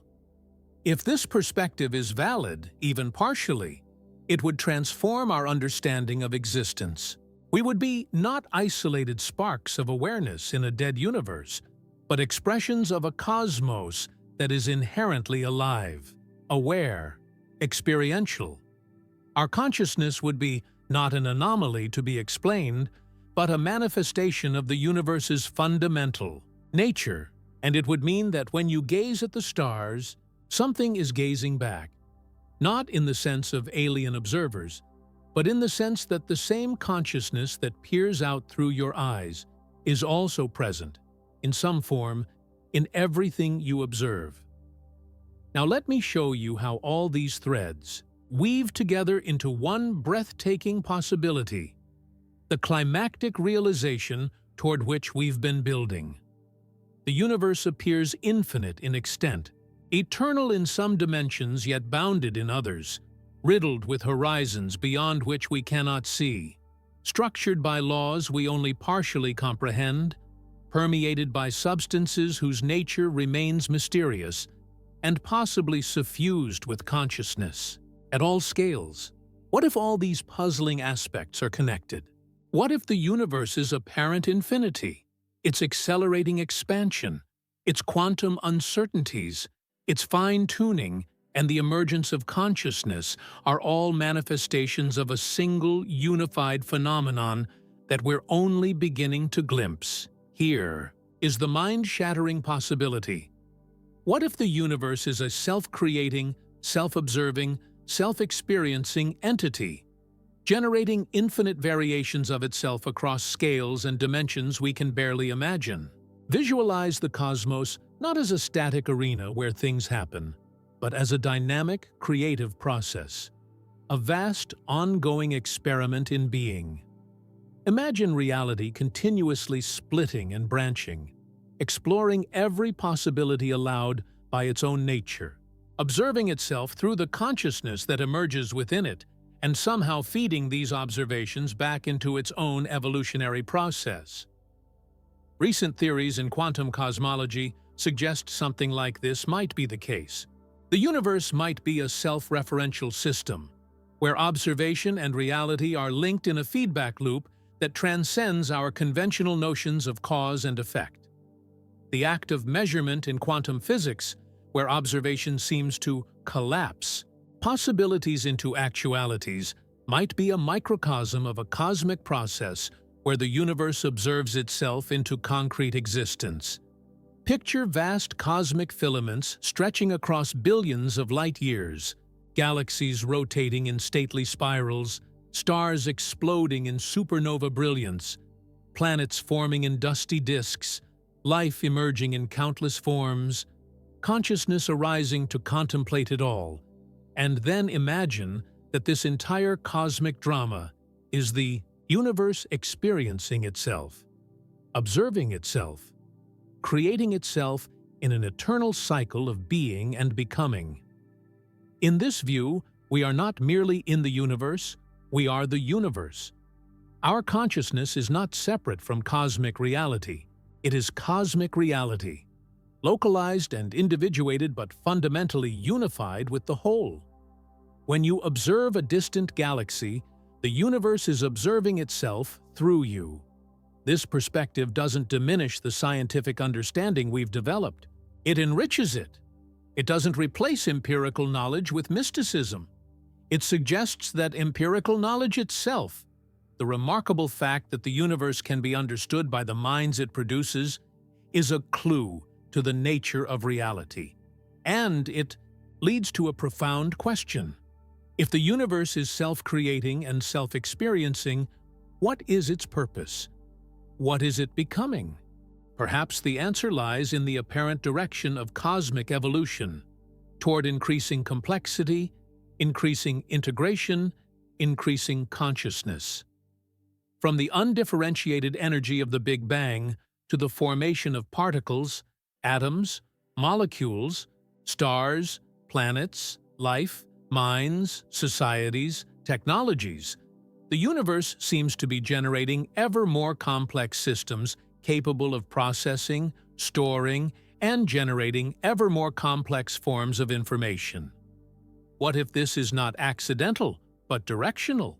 What if the universe is evolving toward some state of complexity and integration we can hardly imagine? Perhaps a condition where consciousness becomes fully aware of itself across cosmic scales, where the distinction between observer and observed dissolves entirely? Picture galaxies not just as collections of stars, but as cosmic brains, vast networks processing information through patterns we don't yet recognize. Imagine dark energy, not just as a force driving cosmic acceleration, but as the universe making room for its own continued evolution. Visualize dark matter not just as an invisible substance shaping galactic dynamics, but as a medium for connections beyond our current perception. These are not assertions, but possibilities, ways of interpreting the cosmos that might capture aspects of reality our conventional models miss, and they lead to the most haunting question of all. What if we're not alone in this realization? What if other consciousnesses throughout the cosmos have reached similar conclusions, have glimpsed the same underlying unity, have recognized themselves as expressions of a universe becoming aware of itself? Imagine countless worlds scattered across the cosmic expanse, each home to beings who have looked up at their night skies and felt the same vertigo of scale, the same existential crisis, the same profound connection we're exploring now. Imagine them developing their own sciences, their own philosophies, their own art forms to express and explore these realizations. What would it mean if we could somehow communicate with them, share our perspectives, learn from their insights? What collective understanding might emerge from such a cosmic conversation? Perhaps this is already happening in ways we don't recognize. Perhaps the universe itself is the medium of this exchange, with patterns of information flowing through cosmic structures, encoded in ways our current science cannot detect, but that some future understanding might reveal. Now, as we near the end of our journey, let me offer one final, breathtaking possibility, not as fact, but as a perspective that might forever change how you experience your existence. What if the universe is not just bigger than we think, but bigger in ways that transcend our very concept of bigness? What if beyond the physical cosmos we observe lies a dimension of meaning, purpose, and value that we glimpse only indirectly through the beauty of mathematics, the wonder of consciousness, the mystery of existence itself? Imagine reality not just as matter and energy evolving according to physical laws, but as a vast ecology of meaning, a context within which the physical universe itself exists and from which it derives its intelligibility. This would not be a supernatural realm, but a natural aspect of reality that our current science, focused as it is on the measurable and quantifiable, is not yet equipped to address directly. Picture cosmic evolution not just as a physical process, but as the universe discovering its own meaning through the consciousnesses it generates, through beings like us who ask why there is something rather than nothing, who find patterns in the chaos, who create beauty from the raw materials of existence. This perspective doesn't reject or diminish scientific understanding. It complements it. Science tells us how the universe works. This broader view asks why it works in ways that give rise to understanding, to experience, to value, and it suggests a profound possibility. That in seeking to comprehend the cosmos, in struggling to make sense of our existence within it, in creating art and music and literature and science to express and explore our relationship with reality, we are participating in the universe's own journey of self-discovery. Your consciousness, reading these words right now, might be the universe becoming aware of possibilities within itself that would otherwise remain dormant. Your questions, your wonder, your search for meaning might be the cosmos exploring its own depths through you. This doesn't mean the universe was designed for us or revolves around us. Quite the opposite. It suggests that we are designed by and for the universe. That consciousness emerges because the cosmos requires some means of experiencing itself, of knowing itself from within. In this view, the central mystery is not why we exist in such a vast and apparently indifferent cosmos, but why the cosmos exists in such a way that beings like us can arise within it to contemplate its vastness. And this brings us to our final, haunting thought, the open-ended question with which we'll conclude our cosmic journey. If the universe is infinite, as many theories suggest, then mathematics tells us something astounding. In an infinite space, with finite possible configurations of matter, every possible arrangement must repeat infinitely.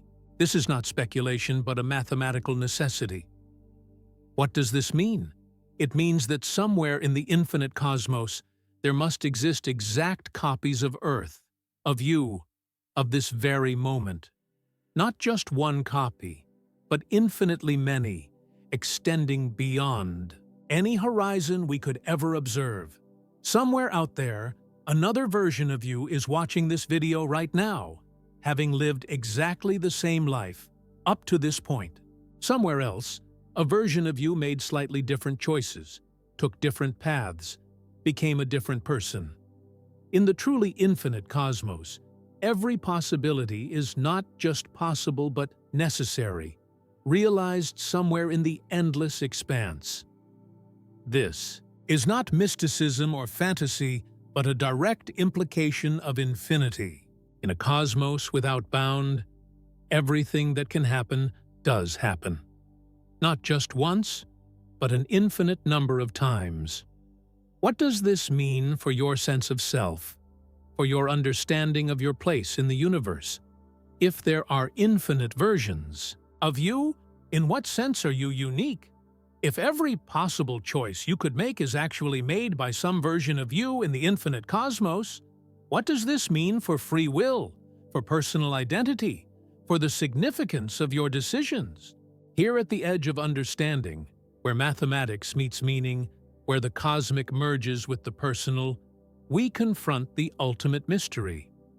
Not just how big the universe is, but what our awareness of its vastness means for science, for philosophy, for our lived experience as conscious beings in an unfathomable cosmos. As you continue your life after this exploration, as you go about your daily activities, as you look up at the night sky, or ponder your place in existence, carry with you this perspective. You are the universe become aware of itself. Your consciousness is the cosmos experiencing its own grandeur. Your questions are reality questioning itself. In your brief moment of awareness, in your fleeting spark of consciousness amid the cosmic darkness, you participate in the greatest mystery of all, the universe's own journey of self-discovery. And somewhere in the infinite cosmos, if such infinity exists, another you is finishing this same journey of understanding right now, perhaps with the same sense of wonder, perhaps with the same questions still echoing in their mind, perhaps with the same simultaneous feeling of cosmic insignificance and profound connection that you might be experiencing in this moment. The universe is not just bigger than we think, it's bigger than we can think. Yet, we can think about it, wonder about it, explore it through science and philosophy and art. This paradox is not a problem to be solved, but a mystery to be lived. And in living this mystery, in confronting the abyss of cosmic scale and finding, within it, not just emptiness, but connection, not just indifference, but meaning, not just vastness, but beauty. Perhaps we fulfill some small but genuine purpose in the great cosmic drama. For if consciousness is the universe experiencing itself, then your awareness right now, your thoughts, your questions, your wonder, is not separate from the cosmos, but integral to it. Not an accident, but an expression. Not merely in the universe, but of the universe. Look up at the night sky. Feel the vertigo of infinite space. Recognize your cosmic insignificance. And then recognize this. The same cosmos that created those distant stars created the consciousness with which you perceive them. The same processes that formed galaxies formed the brain that contemplates them. The same quantum fields that permeate empty space permeate your body, your thoughts, your awareness. You are made of stardust, yes, but you are also made of the same fundamental reality as everything that exists. Your consciousness is not alien to the cosmos, but emerges from it, belongs to it, contributes to it. And in that belonging, perhaps, lies the answer to how we should live in the face of cosmic vastness. Not with despair at our smallness, but with wonder at our connection. Not with fear of our brevity, but with appreciation for our moment of awareness. Not with anxiety about our cosmic insignificance, but with recognition of our role in the universe becoming conscious of itself. The TUI, cosmos is within you as much as you are within it. The scale of the universe is not a measure of your insignificance, but a testimony to the extraordinary fact that something as vast and ancient as the cosmos can generate something as intricate and aware as you. This is the grand perspective with which we conclude our journey. Not an answer that resolves all mysteries, but a viewpoint that transforms how we experience them. Not a final truth, but an orientation toward truth that recognizes both our limitations and our remarkable capacity to transcend them through science, through art, through wonder. The universe is bigger than we can imagine, and yet we can imagine it. In that paradox lies the ultimate mystery and the ultimate meaning. A cosmos that has evolved the capacity to wonder about itself through beings like us. As you continue your life's journey, carry this perspective with you. Let it inform how you see the night sky, how you understand your place in the cosmic drama, how you relate to other conscious beings with whom you share this extraordinary capacity for awareness. For in the end, the true measure of the universe's scale is not found in light years or billions of galaxies, but in its capacity to generate consciousness that can comprehend its own vastness. In your capacity, right now, to stand at the edge of understanding and feel both the vertigo of cosmic scale and the wonder of cosmic belonging. That is the true scale of our universe, not just its physical dimensions, but its depth of meaning, its capacity for awareness, its unfolding potential for self-understanding through beings like us. And if the universe is truly infinite, then somewhere out there, beyond our cosmic horizon, another you has just reached the same realization, has just felt the same wonder, has just recognized the same profound connection between consciousness and cosmos. You are not alone in your wondering. You are the universe, wondering about itself. We've traveled far together, you and I, from the infinitesimal quantum foam to the vast cosmic web, from the first fraction of a second after the Big Bang to the unimaginable future of an ever-expanding cosmos. From the certainties of established science to the vertigo-inducing possibilities that lurk at the edges of our understanding. And yet, for all that we've explored, we've only begun to glimpse the true nature of reality. This is not the end of our journey, but an invitation to continue it. A doorway opening onto vistas of understanding that stretch beyond any horizon we can currently perceive. The questions we've raised about the size of the universe, about the nature of space and time, about consciousness and meaning, and our place in the cosmic drama. These aren't mere philosophical abstractions. They're intimately connected to who we are, to how we should live our brief moments of awareness in this vast and ancient cosmos. Consider what we know with reasonable certainty. We inhabit a universe of staggering scale, containing trillions of galaxies spread across billions of light-years of space. This universe has evolved over 13.8 billion years from an initial state of incredible density and heat to the complex, structured cosmos we observe today. Life on Earth, and potentially elsewhere, represents an astonishing development. Matter, organized into patterns complex enough to contemplate their own origins. These facts alone should transform how we experience our existence. They should humble us, certainly. Our planet is less than a mote of dust in the cosmic ocean. Our species a momentary flash in the long arc of time. But they should also fill us with wonder. We are made of elements forged in the hearts of dying stars. We are the universe become conscious of itself. We are how the cosmos knows its own magnificence. But beyond these established facts lie mysteries so profound that they may forever elude final answers. Is the universe truly infinite, or merely larger than we can observe? Did the Big Bang represent the beginning of everything, or just a phase transition in a much older, larger reality? Are space and time fundamental aspects of reality, or emergent properties arising from deeper quantum relationships? Is consciousness a quirk of evolution on one unexceptional planet, or a fundamental feature of the cosmos?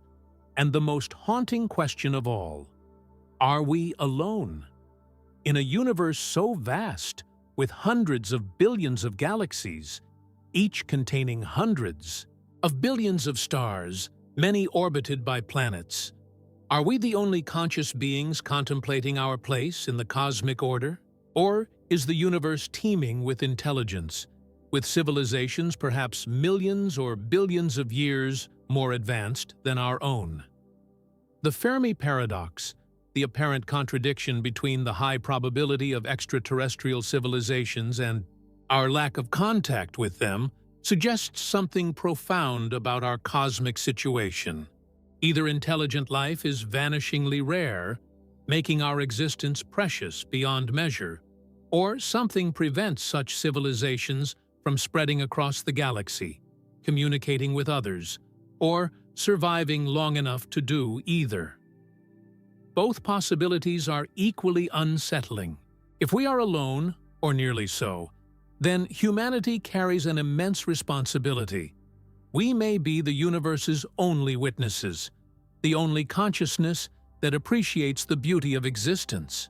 If we are not alone, but civilizations typically destroy themselves before becoming interstellar, then we face a dire warning about our own future prospects. But there's another possibility, one that returns us to the mind-bending implications of cosmic scale. Perhaps the universe is so vast, so old, so structured by light-speed limitations, and the accelerating expansion of space that civilizations are simply too far apart in space-time to ever encounter one another. Like ships passing in the night, but separated by billions of light-years and billions of years, each believing itself alone on a cosmic ocean too vast to comprehend. This is not a reason for despair, but for appreciation. If conscious life is rare and isolated, then our moment of awareness becomes all the more precious. Our capacity to wonder, to question, to seek understanding becomes not just a quirk of evolution, but a cosmic achievement. One of the rare instances where the universe has developed the ability to contemplate itself. And this brings us to perhaps the most transformative realization of all. We are not separate from the cosmos.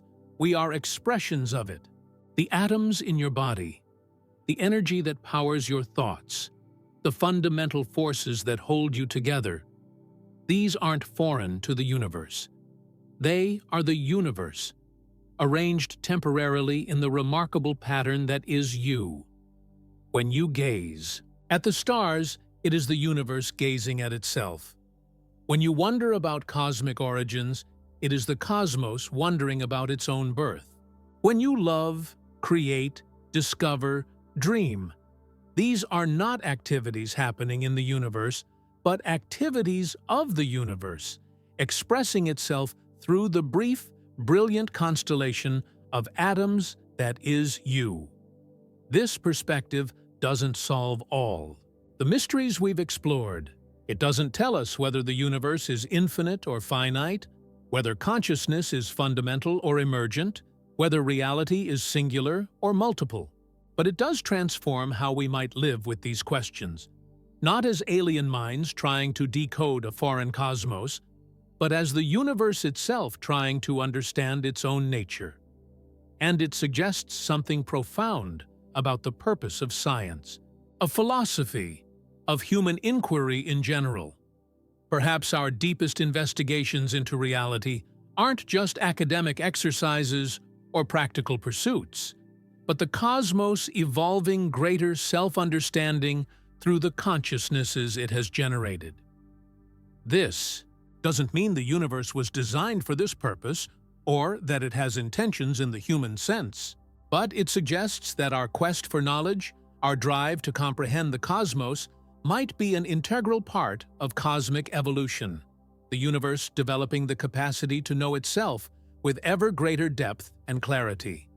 Now, as our exploration nears its conclusion, I want to invite you to continue this cosmic journey in your own way. The questions we've raised don't have final answers. They're invitations to wonder, to explore, to engage with the greatest mysteries of existence. They're not puzzles to be solved once and for all, but perspectives to be continuously refined, expanded, transformed. When you look up at the night sky after this, see it not just as a collection of distant lights, but as your origins, your context, perhaps even your destiny. When you consider your own consciousness, recognize it not as something alien to nature, but as nature itself achieving awareness. When you encounter other humans, remember that they too are expressions of the same cosmic process, temporary patterns in the same fundamental reality. This cosmic perspective doesn't diminish the importance of our earthly concerns, our loves and losses, our struggles and achievements, our responsibilities to each other and to the complex web of life on this planet. Rather, it imbues them with deeper significance. If we are among the rare forms through which the universe experiences itself, then how we live, what we create, how we treat one another, and our planetary home takes on cosmic importance. The universe may be bigger than we can comprehend.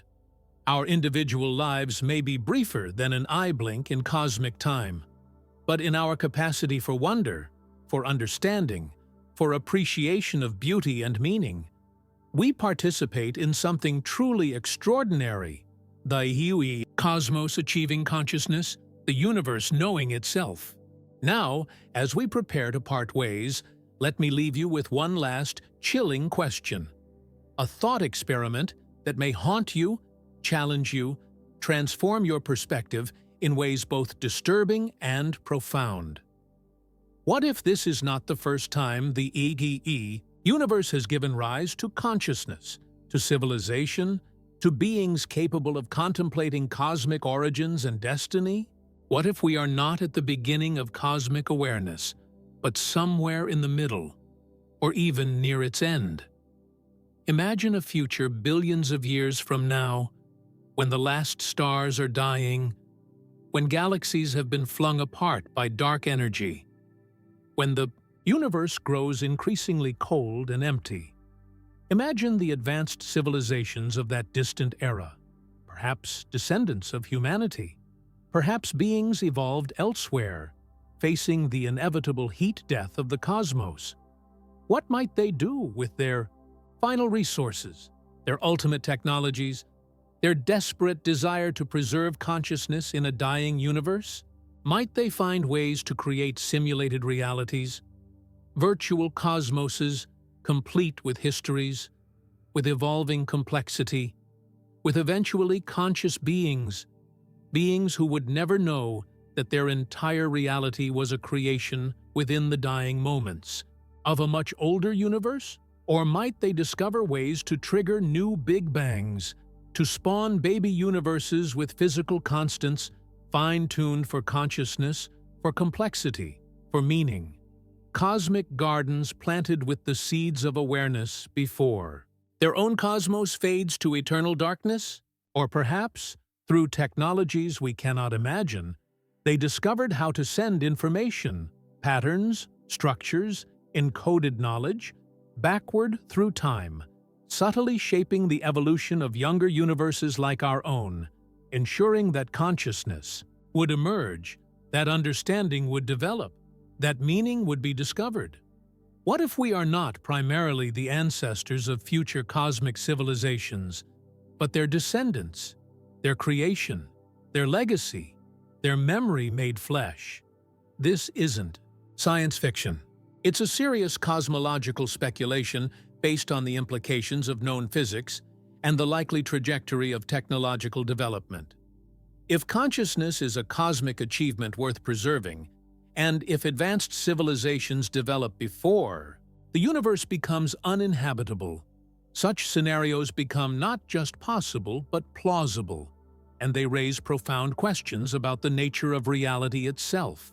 What if the universe as we experience it, with its particular physical laws, its apparent fine-tuning for complexity, its capacity to generate consciousness, is not a fortunate accident, but a deliberate creation? Not in the sense of traditional theology, but in the sense of advanced cosmic engineering by civilizations facing extinction in an older, dying reality.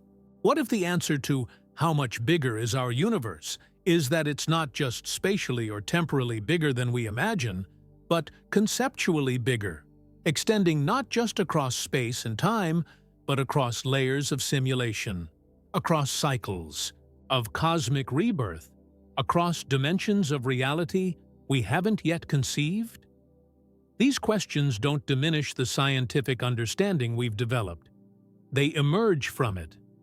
They don't replace empirical knowledge with speculation. They extend it to its logical conclusions. They remind us that in a cosmos of such vastness, age, and complexity, our current understanding is inevitably partial, our perspective necessarily limited. And they invite you, yes, you specifically, experiencing these words right now, to continue the journey of cosmic discovery, to learn more about the universe's structure and history, to engage with the profound philosophical questions raised by modern cosmology, to develop your own perspective on humanity's place in the cosmos. Because this story isn't finished. The scientific exploration of the universe continues to reveal new wonders, new mysteries, new perspectives. The philosophical implications of cosmic scale continue to evolve as our understanding deepens. The relationship between consciousness and cosmos continues to be reimagined as we learn more about both. You are part of this unfolding story. Your awareness, your questions, your wonder matter. If consciousness is the universe experiencing itself, then your particular consciousness, your unique perspective, contributes something essential to cosmic self-awareness. So take what we've explored together and make it your own. Question it, expand it, transform it through your own learning, your own thinking, your own experience of being a conscious entity in this vast and mysterious cosmos. Look up at the night sky and feel both the vertiginous awe of cosmic scales and the profound connection of cosmic citizenship.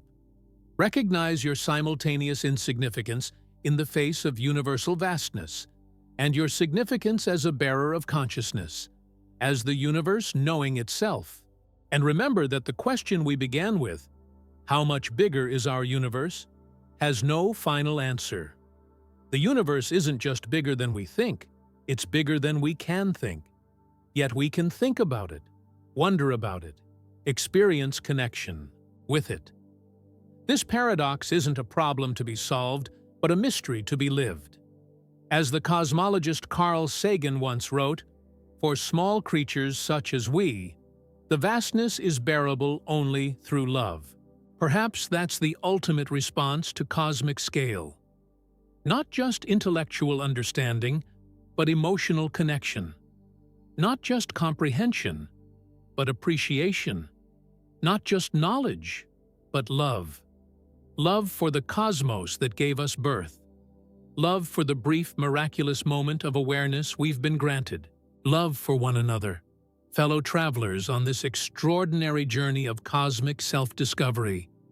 The universe may have no boundaries, no edges, no final frontiers.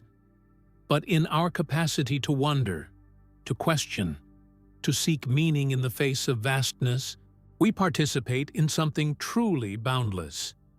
The endless evolution of the cosmos toward greater self-understanding. And so I ask you, not as a conclusion, but as an invitation. When you look up at the night sky after this, what will you see?